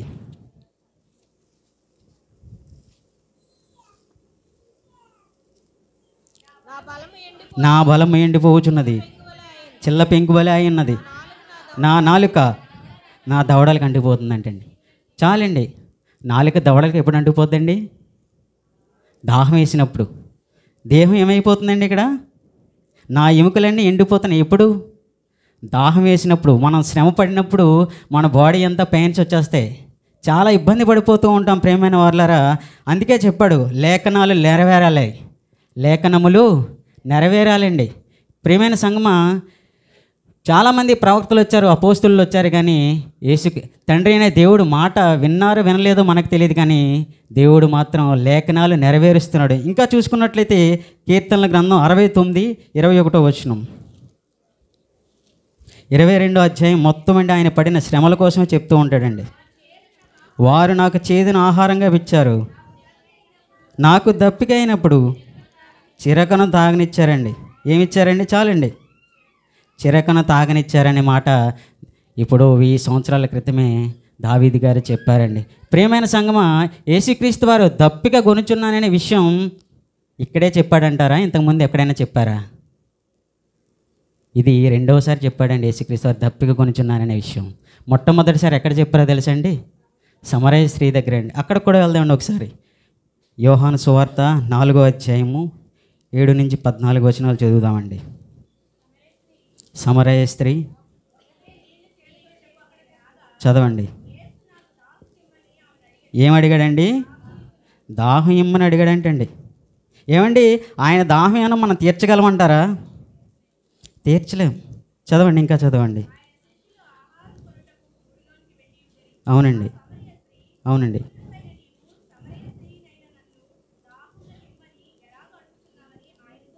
చదవండి.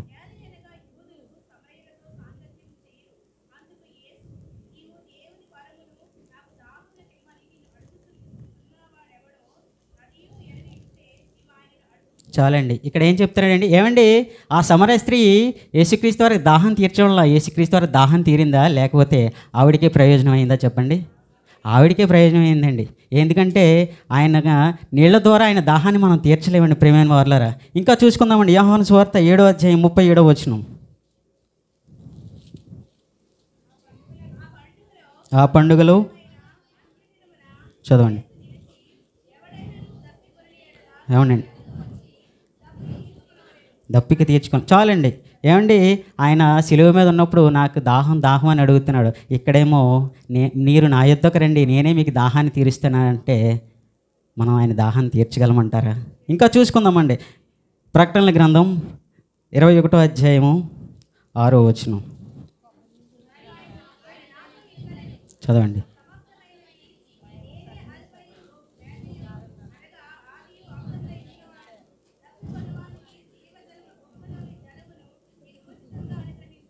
చూసారండి, జీవజలం అండి. జీవజలం అంటే ఏంటండి? వాక్యం అండి. వాక్యం అనే దాహాన్ని ఆయన మనకి ఇస్తున్నాడు అనమాట అండి. ఇంకా చూసుకున్నట్లయితే యోహాను సువార్త 1వ అధ్యాయం 1వ వచనం అండి. ఆ నీళ్ళు ఎవరో, ఆది యందు వాక్యం ఉండెను, వాక్యము దేవుడై ఉండెను. చాలండి, ఈ దాహం ఎవరో తెలుసా అండి? వాక్యమే అండి. ఇంకా చూసుకుందామని ప్రియమైన వారలారా, 1 కొరింథీ 10వ అధ్యాయం 4వ వచనం. ఆయన దాహం ఏ విధంగా ఉందో చూపిస్తున్నాడండి. చాలండి, చదవండి చదవండి. ఏలయనగా, అవునండి, ఎవరండి? ఆ బండ క్రీస్తే. ఆ బండలో వచ్చే నీరు ఎవరంటండి? క్రీస్తే అంటండి. అందుకే యోహాను 1:1లో చెప్పాడు, ఆది యందు వాక్యం ఉండును, వాక్యము దేవుడే ఉండును, ఆ వాక్యమే దేవుడి యొద్ద ఉండేనని చెప్తున్నాడండి. ప్రియమైన వారలారా, ఆయన దాహం ఏది సంబంధించింది కాదండి, శారీరకపరమైన దాహం కాదండి ఆయనది, ఆత్మ సంబంధమైన దాహం. అసలు యేసుక్రీస్తు వారు ఎందుకు వచ్చారండి ఈ భూమి మీద కంటే చూద్దామండి. లూకా సువార్త 19వ అధ్యాయం 10వ వచనం. కొంచెం ఫాస్ట్గా చూడండి, టైం లేదు మనకి. లూకా సువార్త, నశించిన దానిని వెతికి రక్షించడానికి మనుష్య కుమారుడు. అదండి ఆయన దాహం. ఏంటంటారండి? నశించిపోతున్న ఆత్మల కోసం ఆయన భూమి మీదకి వచ్చాడండి. నశించిన దానిని వెతికి రక్షించడానికి ఈ భూమి మీదకి వచ్చాడండి. ఆత్మలు రక్షించ కోసం ఆయన దాహం ఏంటో తెలుసా? ఆత్మలు రక్షించబడాలని ఆయన కోరుకుంటూ ఉన్నాడండి. ఇంకా చూసుకున్నట్లయితే లూకా సువార్త 15వ అధ్యాయం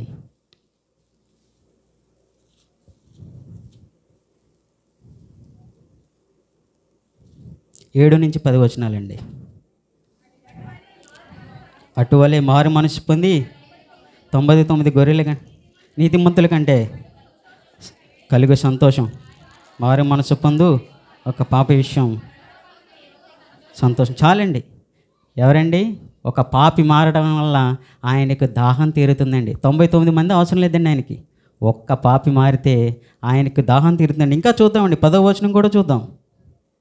ఆయనకి సంతోషం ఏంటో, ఆయన దాహం ఏంటో.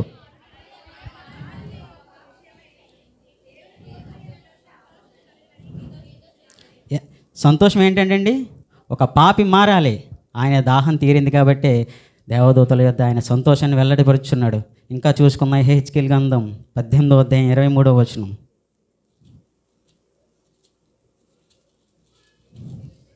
18:23 అండి. దుష్టుల మరణం. 18:23 అండి. దుష్టుల మరణం నందుట చేత నాకేమాత్రమైన సంతోషమా? చదవండి. వారి ప్రవర్తన దిద్దుకొని బ్రతుకుటే నాకు సంతోషం. ఏమండి, యేసుక్రీస్తు వారే అడుక్కుంటున్నారు, దుష్టులుగా మీరు చచ్చిపోవడం నాకు ఇష్టం లేదురా నాయన, మీరు మారు మనసు పొందండి. అలనాడు యోహాను గారు కూడా ఒకటే చెప్పారు, మారు మనసు పొందండి, పాప క్షమాపణ నిమిత్తమే రక్షణలోకి రెండరా బాబు అని యేసుక్రీస్తు వారు కూడా చెప్తూ ఉన్నారండి. కాలం సమీపించున్నది. కాలంలో కూడా మనం మాట్లాడుకున్నట్లయితే ఇక్కడ దుష్టులుగా మరణం అందుట నాకేమైనా ఇష్టమా? ఆయనకి ఇష్టం లేదండి. ఒక పాపి మారితే ఆయన పరలోకంలో దేవదూతలందరూ ఎదుట పలానా వాడు పలానా వ్యక్తి మారిపోయాడు, నాకు ఎంతో సంతోషంగా ఉందని చెప్తూ ఉన్నాడండి. ప్రియమైన వాళ్ళారా, దేవుడు ఎలా వస్తున్నాడు అంటే అండి, ఒకటే చెప్తానండి. ఎగ్జాంపుల్ ఏంటంటే, మనకి ఫర్ ఎగ్జాంపుల్ ఏదైనా ఒక రోగం వచ్చింది అనుకోండి, డాక్టర్ దగ్గరికి వెళ్తామండి, వెళ్ళి చూపించుకుంటాం. కానీ డాక్టర్ మీ దగ్గరికి వస్తాడా? కానీ పరమ వైద్యుడు మానవ రూపంలో వచ్చాడు, నీకోసం, మనందరి కోసం వచ్చాడు. ఆయనకైనా సరదా అంటారా? కాదు కదండి. పరమ వైద్యుడే. పాపం అనే రోగంతో బాధపడుతున్నావు ప్రియమైన వారులారా, ప్రతి ఒక్కరూ పాపం అనే రోగంతో బాధపడుతున్నారు. మీరు మారు మనసు పొందాలని ఆయన మన ఎద్దుకు వస్తుంటే, ప్రభువా నాకు ఇంకా టైం లేదు. ఆల్రెడీ మనం టైం గురించి మాట్లాడుకున్నప్పుడు ఒక ఎగ్జాంపుల్ చెప్పాను. పరలోకంలో దేవుడు అడుగుతున్నాడు, ఏరా బాబు తండ్రి, నేను పరలోకంలోకి వెళ్ళాలి కదా, నా పేరు ఎందుకు రాయలేదంటే ఏమన్నాడు?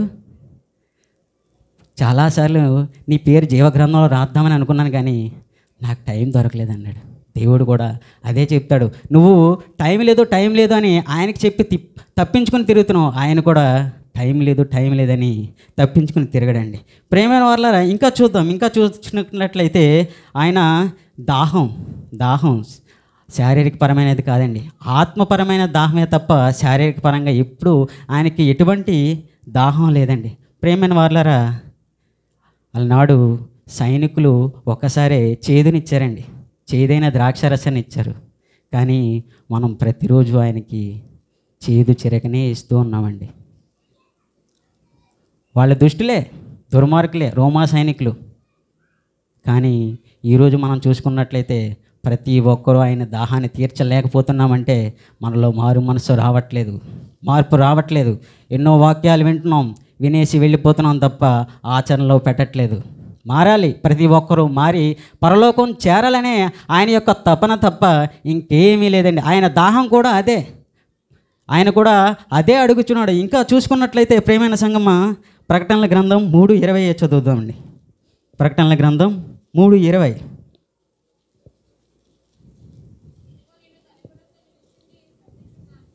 తట్టుచున్నాను, నా స్వరం విని తలుపు తీసిన ఎడల అతని యొద్దకు వచ్చి అతడితో నేను చాలండి. ప్రియమైన సంగమా, ఆయనే వస్తాడండి మీ దగ్గరికి, తలుపు తడుతూ ఉన్నాడు. రారా బాబు, ఇప్పటికైనా రా, మారు, నా దగ్గరికి రా, నేను నిన్ను పరలోకమైన రాజ్యంలోకి చేరుస్తాను, రారా అని ఆయనే మీ దగ్గరికి వస్తున్నాడు. ఏమండి, అప్పులలో వచ్చినప్పుడు మనం ఏం చేస్తుంటామండి? తలుపు వేసుకుంటాం. అలాగే యేసుక్రీస్తు వారు వచ్చినప్పుడు కూడా ఏదో ఆయన అప్పిచ్చాడు, అప్పు తీర్చాలేమని భయంతో మనం తలుపు వేసేసుకుంటున్నాం. కానీ ఆయన స్వరం విని మనం ఆయన లోపలికి ఆహ్వానించట్లేదు, మారు మనసు రావట్లేదు. ప్రియమైన సంగమా, ఇంకా చూసుకుందామండి. ఆయనకి ఏ దాహం లేదండి, దాహం ఒకటే, ఆత్మపరమైన దాహం. ప్రపంచంలో ఎంతోమంది రక్షణ లేక నాశనం అయిపోతున్నారని ఆయన దప్పిక కొనుచున్నాడు తప్ప, లేకపోతే ఆయనకి దాహం ఏంటండి? మనమే అండి ఆయన దాహం. ఒక పాపి మారి ఆయన దాహం తీర్చాలండి. ప్రియమైన సంగమా, ఇంకా చూసుకున్నట్లయితే చివరిగా లూకా సువార్త 21వ అధ్యాయము 33వ వచనం అండి.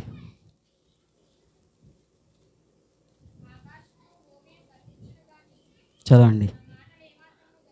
గతింపు. లూకా సువార్త 21:33 అండి. భూమి గతించి చాలండి, లేఖనాలు నెరవేరుతున్నాయండి. ప్రియమైన సంగమా, ఆయన లేఖనాలు నెరవేరుస్తున్నాడు. భూమి ఆకాశం గతించిన నా మాటలు గతించమని చెప్తున్నాడండి. లేఖనాలు. యేసుక్రీస్తు వారు తండ్రి మాట అంటే అంత ఇష్టమైనండి. ప్రియమైన సంగమా, మనం కూడా ఎవరైనా చూడండి, చాలామంది లోకంలో ఉన్నారు, క్రైస్తవులే, కానీ రక్షణ పొందడానికే టైం లేదంటున్నారు. రక్షణ పొందాలండి ప్రియమైన సంగమా. మనం అందరం కూడా ఆయన దాహాన్ని తీర్చేవారిగా ఉండాలి, కానీ మనం దాహాన్ని పెంచేవారిగా ఉన్నామండి. ఇంకెంతకాలం? ప్రియమైన సంగమా, ఒక ఎగ్జాంపుల్ చెప్పి ముగిస్తాను. ఒక ఇద్దరు అన్న చెల్లెళ్ళు ఉన్నారు. అన్నయ్య బాప్తిసం తీసుకున్నాడు, చెల్లి బాప్తిసం తీసుకోలేదు. తీసుకుందామని వెళ్తున్నారు. చెల్లి వెనక్కి వచ్చింది. అన్నయ్య వెళ్ళి బాప్తీసం తీసుకున్నాడు. చెల్లి చాలా బాగా చదువుతుంది, ఉద్యోగం వచ్చింది. అక్కని అడుగుతున్నాడు, చెల్లిని అడుగుతున్నాడు వెళ్ళి, చెల్లి ఇంకెంతకాలం బాప్తీసం తీసుకోకుండా యేసుక్రీస్తు వారి రక్షణలోకి పొందకుండా ఎంతకాలం ఎలా ఉంటావంటే, పర్లేదు నాకు టైం ఉంది అని గడిపేసింది. ఒకానొక రోజు ఆమెకు ఉద్యోగం వచ్చింది, పెద్ద కంపెనీలో ఉద్యోగం వచ్చింది. ఆవిడే మన రోడ్డు అటువైపు క్రాస్ చేయాలి, క్రాస్ చేస్తే కంపెనీలోకి వెళ్ళి అపాయింట్మెంట్ లెటర్ తీసుకుని జాయిన్ అవ్వాలి. లారీ వచ్చి కొట్టేసింది. ఇప్పుడు ఆమె పరలోకం వెళ్తుందా, నరకానికి వెళ్తుందా? నరకానికి వెళ్తుంది. ఆమె యేసుక్రీస్తు వారి దాహం తీర్చిందా, దాహం తీర్చలేదా? దాహం తీర్చింది. ప్రేమైన సంగమా, మన సంఘంలో చాలామంది యవనస్తున్నారు, మారు మనస్సు లేని వారు కూడా ఉన్నారు. ప్రియమైన సంగమా, ప్రతి ఒక్కరు కూడా ఆయన దాహాన్ని తీర్చేవారిగా ఉండాలని కోరుకుంటూ, ఆయన దాహాన్ని పెంచకూడదని మనం ఎప్పుడు, ఆయన దాహాన్ని తీర్చేవారిగా ఉంటారో లేదా దాహాన్ని పెంచేవారిగా ఉంటారో అని మీ విజ్ఞతకే వదిలేస్తూ నా మాటలు ముగిస్తున్నాను. నీ ఆత్మ సహాయాన్ని దయచేసి నీ బిడ్డలకు అర్థమయ్యే రీతిలో చెప్పే భాగ్యాన్ని నాకు దయచేస్తారని కోరుకుంటూ, త్వరలో మా కొరకు రానైన నీ ప్రియకుమారుడు మా రక్షకుడైన యేసుక్రీస్తు వారి శ్రేష్టమైన నామమున అడిగి వేడుకుంటున్నాం తండ్రి, ఆమేన్. మొదటగా ఈ అవకాశం నాకు ఇచ్చిన దైవజనుల కొరకు, అలాగే పెద్దలకు, సంఘానికి ముందుగా నా వందనాలు తెలియజేస్తున్నానండి. నాకు ఇవ్వబడిన మాట 6వ మాట అండి. యోహాను సువార్త 19వ అధ్యాయం 30వ వచనం చదువుకుందామండి. యేసు చిరకను పుచ్చుకొని సమాప్తమైనదని చెప్పి తల వంచి ఆత్మను అప్పగించెను. ఇది 6వ మాట అండి. అయితే యేసుక్రీస్తు వారు ఈ మాట చెప్పడానికి కారణం ఏంటో మనం తెలుసుకుందామండి. అయితే యేసుక్రీస్తు వారు దాదాపుగా 2000 సంవత్సరాల క్రితం ఈ భూమి మీదకి వచ్చారండి. ఈ భూమి మీదకి వచ్చి మనందరి కోసం ఈ భూమి మీదకి వచ్చారండి. భూమి మీదకి నరరూపిగా వచ్చి మనందరి కోసం ప్రాణం పెట్టడానికి వచ్చారండి. ఆ విషయం మనందరికీ తెలుసండి. అయితే వచ్చిన యేసుక్రీస్తు వారు ఎదిగిన తర్వాత ఆయన చేయవలసిన పని ఏదో ఉందని చెప్పి ఉన్నారేమిటి. అయితే ఆ పని ఏంటో, ఎవరి పని మీద వచ్చారో అనేది చూసుకుందామండి. లోకాసు వార్త 2వ అధ్యాయం 40వ వచనం చదువుకుందామండి.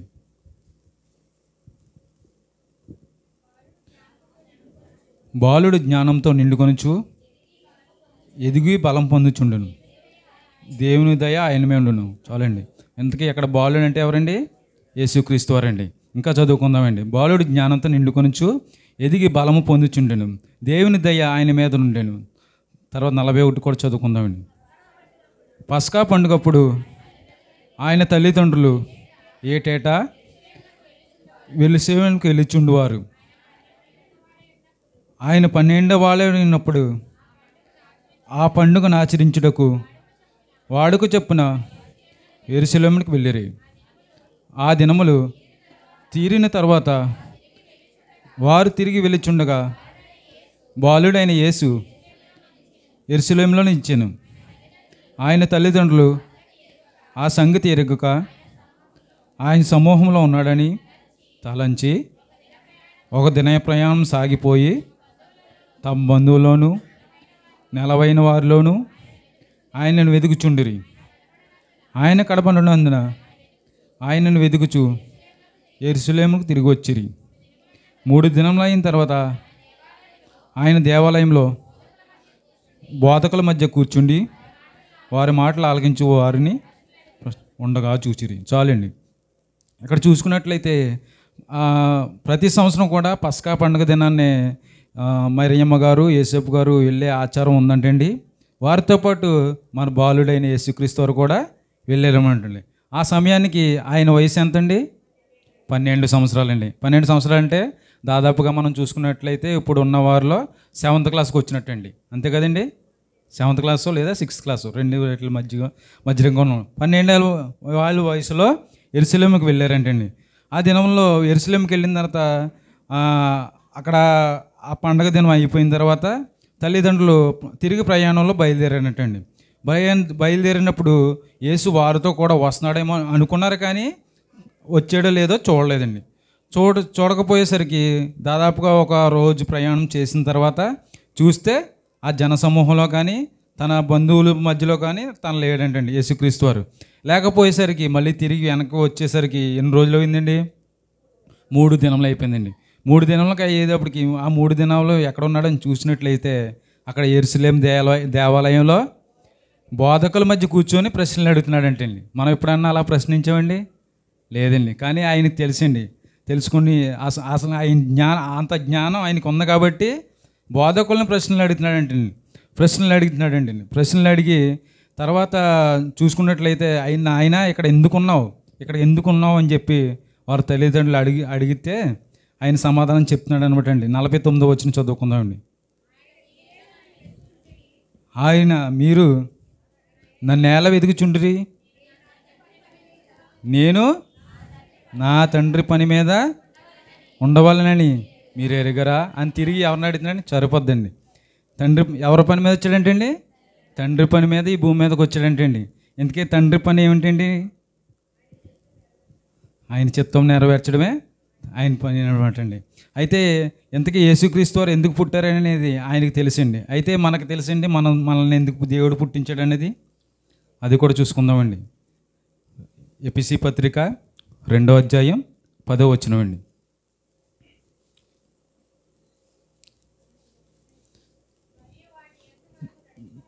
మరియు వాటి యందు మనం నడుచుకొనవలెనని దేవుడు ముందుగా సిద్ధపరిచిన సత్క్రియలు చేయుటకై మన క్రీస్తు యేసునందు సృష్టింపబడిన వారే ఆయన చేసిన పనియే ఉన్నామంటండి.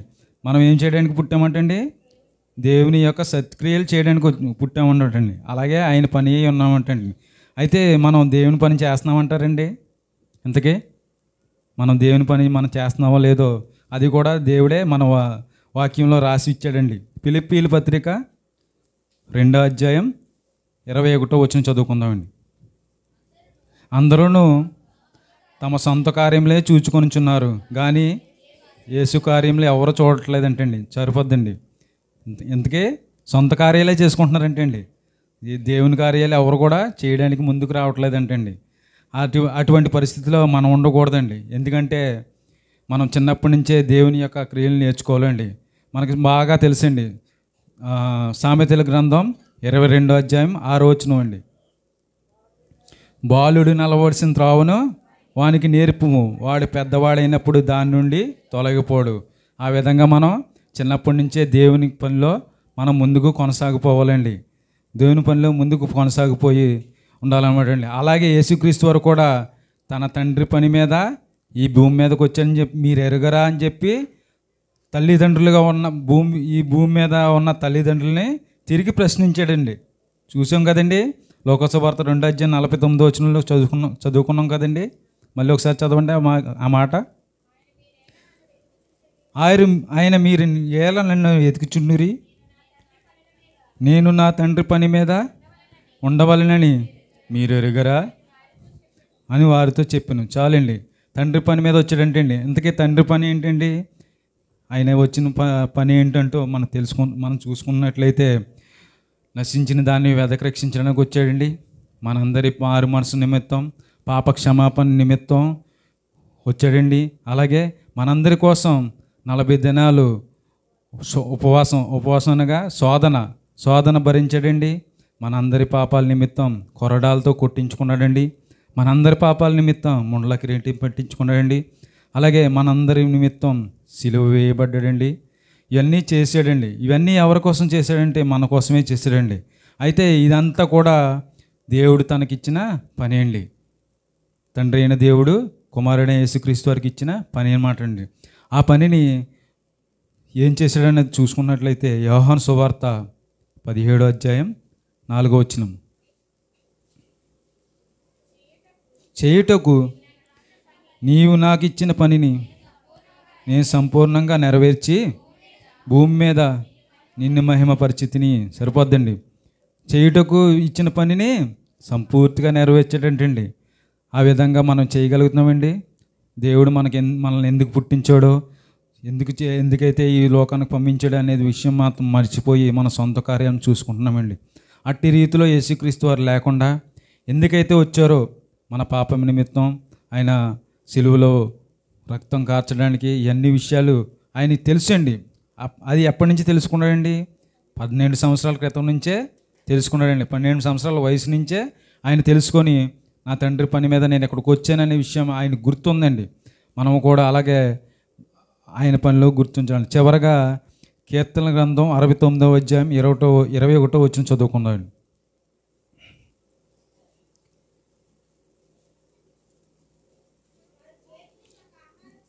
వారు చేదుని నాకు ఆహారంగా పెట్టిరి, నాకు దప్పి అయినప్పుడు చిరకన త్రాగనిచ్చిరి. సరిపోద్దండి. ఈ లేఖనం నెరవేరడం కోసమే యోహాను సువార్త 19వ అధ్యాయం 30వ వచనం మళ్ళీ చదువుకుందామండి. ఈ కీర్తనల గ్రంథంలో రాయబడిన లేఖనం ప్రవచనమే మనకి యోహాను సువార్తలో నెరవేరిందండి. యేసు ఆ చిరకను పుచ్చుకొని సమాప్తమైనదని చెప్పి తల వంచి ఆత్మను అప్పగించానండి. చివరగా ఆయన యేసుక్రీస్తు వారు సిలువలో ఇంకా ప్రాణం విడిచే ముందుగా ఏం చెప్పాడంటేనండి, చేయుటకు నువ్వు నాకు ఇచ్చిన పని నేను సంపూర్తిగా చేశాను ప్రభువా, ఇంకా నాకు చాలు అని చెప్పి తన ఆత్మను దేవునికి అప్పగించి చివరగా కీర్తన గ్రంథంలో రాయబడిన ప్రవచనాన్ని నెరవేర్పుగా చిరకను పుచ్చుకొని తల వంచి తన ఆత్మను దేవునికి అప్పగించాడండి. ఆ విధంగా మనం కూడా యేసుక్రీస్తు వారు ఏ విధంగా అయితే మన అందరి కోసం మన పాపాల నిమిత్తం తన ప్రాణాన్ని ధారపోసాడో మనం ఆ విషయాన్ని గుర్తెరిగి అంత గొప్ప దేవుని మనం కలిగి ఉన్నామండి. ఆ విషయాన్ని మనం గుర్తెరిగి ఆయన యందు భయభక్తులు కలిగి జీవించి ఆయనలో మనం ముందుకు కొనసాగిపోయి మన జీవితకాలం ముగిసే లోపల ఆయనకి ఇష్టమైన బిడ్డలుగా ప్రియమైన కుమారుడిగా అనిపించుకునే భాగ్యాన్ని మన అందరికీ దయచేస్తారని కోరుకుంటూ నా మాటలు ముగిస్తున్నానండి. 7వ మాట లూకా సువార్త 23వ అధ్యాయము 46వ వచనము. అప్పుడు యేసు గొప్ప శబ్దముతో కేక వేసి, తండ్రి, నీ చేతికి నా ఆత్మను అప్పగించుచున్నానెను. చాలమ్మా. అప్పుడు యేసు గొప్ప శబ్దంతో కేక వేశారటండి ప్రభువారు. గొప్ప శబ్దంతో గట్టిగా, మామూలుగా చిన్నగా అమ్మ ఇలారా అని కాదు, ఆయన గట్టిగా కేక వేశారు. ఆయనకి అంత శక్తి ఎలా వచ్చిందో, అంతసేపు అలసిపోయి ఉన్నారు ఆయన సిలువలో. ఆయన గొప్ప శబ్దంతో కేక వేశారట. కేక వేసి ఏం చెప్తున్నారండి? తండ్రి, నీ చేతికి నా ఆత్మను అప్పగించుతున్నాను అని. తండ్రి చేతికి ఆత్మను అప్పగించేశారండి. అయిపోయిందండి. ఆయన ప్రాణాన్ని అర్పించేశారండి, ఆత్మను అప్పచెప్పేశారండి. అయితే మనం నేర్చుకోవాల్సింది ఏంటంటే, ఆయన ప్రాణం ఆత్మని అప్పగించినందువలన మనం నేర్చుకోవలసిన చిన్న విషయాలు. నేను పెద్ద ప్రసంగం చేయను కానీ కొన్ని మాటలు. ప్రవక్తలైనటువంటి వారు కూడా వారి యొక్క ప్రవచనాలని చెప్పారు. నరుని ఆత్మ యెహోవా పెట్టిన దీపము, సామెతల గ్రంథంలో చూస్తున్నాం. మరి నా ఆత్మను నీకు అప్పగించుతున్నానని కీర్తనల గ్రంథం 31వ అధ్యాయము 5వ వచనంలో, తండ్రి, నా ఆత్మను నీ చేతికి అప్పగించుతున్నాను అని ఆయన ఆత్మను తండ్రి అయిన యెహోవా చేతికి అప్పగించుతున్నారు. ఈ ప్రవచనం నెరవేరిందండి. గలతీ పత్రిక 1వ అధ్యాయం 4వ వచనం చూసుకున్నట్లయితే, మన తండ్రి అయిన దేవుని చిత్త ప్రకారము క్రీస్తు మనలను ప్రస్తుతపు దుష్టకాలములో నుండి విమోచింపవలెనని మన పాపముల నిమిత్తము తన్ను తాను అప్పగించుకొనెను. మన తండ్రి అయిన దేవుని చిత్త ప్రకారము క్రీస్తు మనలను ఎప్పుడండి? ప్రస్తుత దుష్టకాలము. ఈ కాలం ఎలాంటి కాలం అండి? దుష్టకాలము. మనం బయటికి వెళ్తున్నాము, మనం మగబిడ్డలు బయటికి వెళ్తున్నారు, వస్తున్నారు, మనం ప్రయాణాలు చేస్తున్నాము, ఈ లోకంలో తిరుగుతున్నాము. అంటే అది ఏంటండి? ఈ మనకి దేవుడిచ్చిన కృప. ఆయన కృపను బట్టి, ఆయన దయను బట్టి, ఆయన చూస్తున్న క్షేమాన్ని బట్టి క్షేమంగా ఉంటున్నాం. ఈ దుష్టకాలము రీసెంట్గా మొన్న మార్చి 25న గొప్ప సేవకుడు, దైవ సేవకుడు ఎంత మంచి వర్తమానాలు తెలియచేస్తున్నాడు, అనేక గొప్ప కార్యాలు చేస్తున్న దైవ బిడ్డని మరి మనం ఎవరి మీద నింద వేయడం కాదు, కానీ మరి ఆయన ప్రభు చిత్త ప్రకారంగానే జరిగిందని అనుకుంటూ తలపోసుకుంటున్నాం. మరి అలాంటి గొప్ప సేవకుడే లేకపోయినప్పుడు మనం ఈ లోకంలో జీవిస్తున్నామంటే మనం కూడా ఎంత సిద్ధపాటు కలిగి ఉండాలి. మనం దినాలు ఎప్పుడో, మన అంత్యకాలం ఎప్పుడో, మన చివరి దశ ఎప్పుడో తెలియదు. సిద్ధపడి మనం ఉండాలి. ఈ దుష్టకాలంలో మనం ఉన్నాము. ప్రస్తుత దుష్టకాలం నుండి విమోచింపవలనని, మనల్ని విడుదల చేయాలని, మనల్ని రక్షించుకోవాలని, మన పాపముల నిమిత్తము తన్ను తాను బలిగా అర్పించుకున్నారు యేసయ్య. మన పాపముల నిమిత్తము మనల్ని విమోచించాలని, మనల్ని ఆయన మహిమ కొరకు మనల్ని జీవింప చేయాలని, మనం ఆయన బిడ్డలంగా ఉండాలని మన కొరకు తన్ను తాను అర్పించుకున్నారు. ఎఫ్సి పత్రిక 5వ అధ్యాయము 2వ వచనం చదువుదామండి. ఒక్క అమ్మాయి సహాయం చేయండి, అందరూ చదివితే నాకు అర్థం కాదు. క్రీస్తు మిమ్మును ప్రేమించి పరిమళ వాసనగా ఉండుటకు మన కొరకు తన్ను తాను దేవునికి అర్పణముగాను బలిగాను అప్పగించుకొనెను. మన పాపముల నిమిత్తము, మన శాపముల నిమిత్తము ఆయన సిలువలో బలియాగం అయిపోయారండి. ఆయన మనల్ని ప్రేమించి మనం పరిమళ వాసనగా ఉండాలని, మనము మంచి వాసనగా ఉండాలని. వాసన అంటే మనం వేసుకుని చల్లుకునే సెంట్లు వాసన అని కాదండి.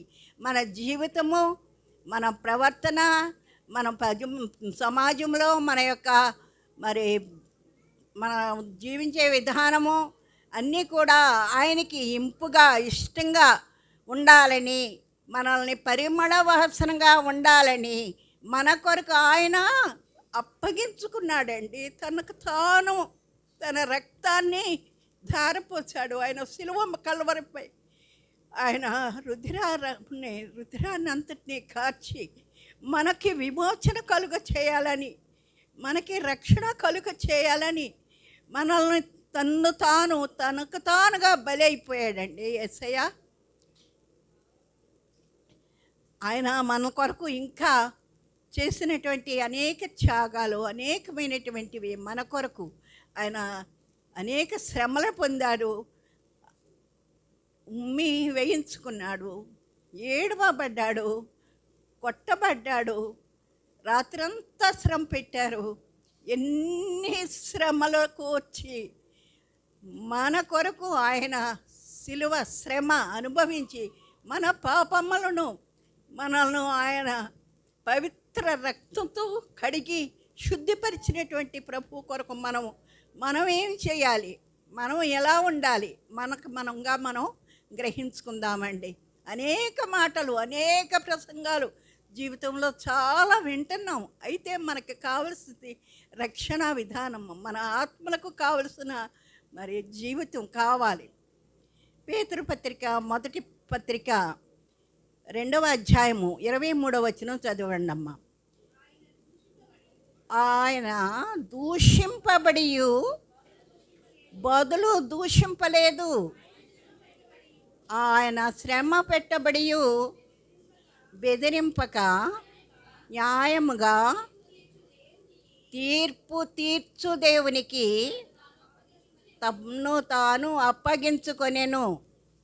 ఆ సృష్టికర్త అయినటువంటి ప్రభువు నీ కొరకు నా కొరకు బలి అయిపోయాడండి. ఆయన దూషింపబడ్డాడు, కానీ దూషింపలేదు ఎవరిని తిరిగి ఒక మాట అనలేదు. ఆయన బెదిరింపలేదు ఎవరిని కూడా.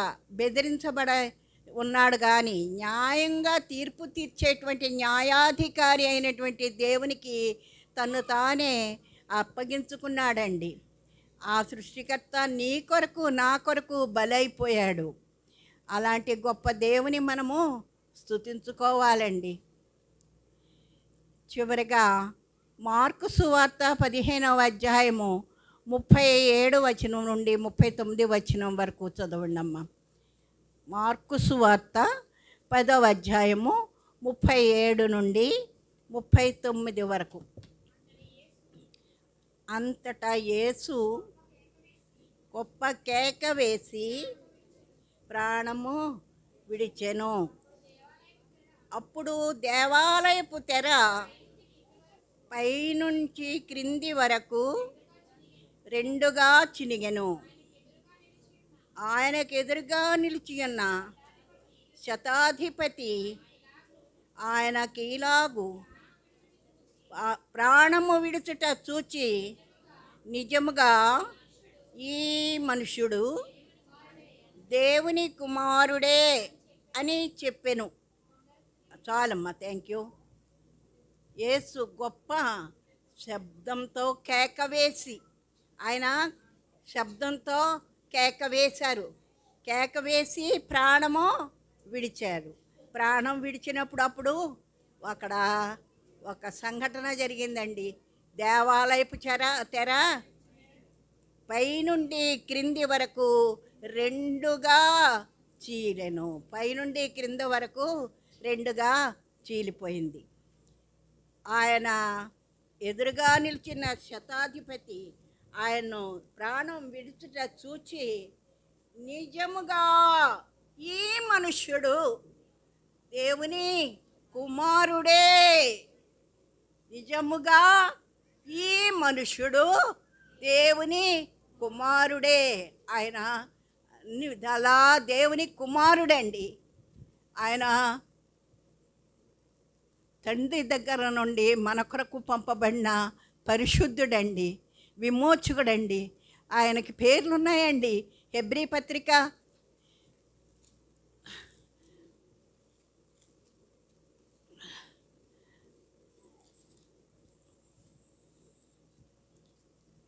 7వ అధ్యాయము 26వ వచనములో, పవిత్రుడు, నిర్దోషియు, నిష్కల్మషుడు, పాపులలో చేరక ప్రత్యేకముగా ఉన్నవాడు, ఆకాశ మండలము కంటే మిక్కిలి హెచ్చైన వాడినైనా ఇట్టి ప్రధాన యాజకుడు మనకు సరిపోయినవాడు. ఆయన మనకి సరిపోయిన దేవుడండి. మన కొరకు ప్రాణం పెట్టిన దేవుడండి. నిశ్చయముగా మన కొరకు ఆయన బలైపోయిన వాడండి. ఆయన మనము నిత్యము స్తుతించుకుంటూ ఆయనలో మనం జీవిస్తూ మన జీవితాలని, మన చివరి దశ వరకు మన ప్రాణాలని ఆయన కొరకు అర్పించుకొని ఆయన కొరకు జీవించుటకు సదాకాలము దేవుడు మనల్ని అందరినీ కాపాడునుగాక. ఆమేన్.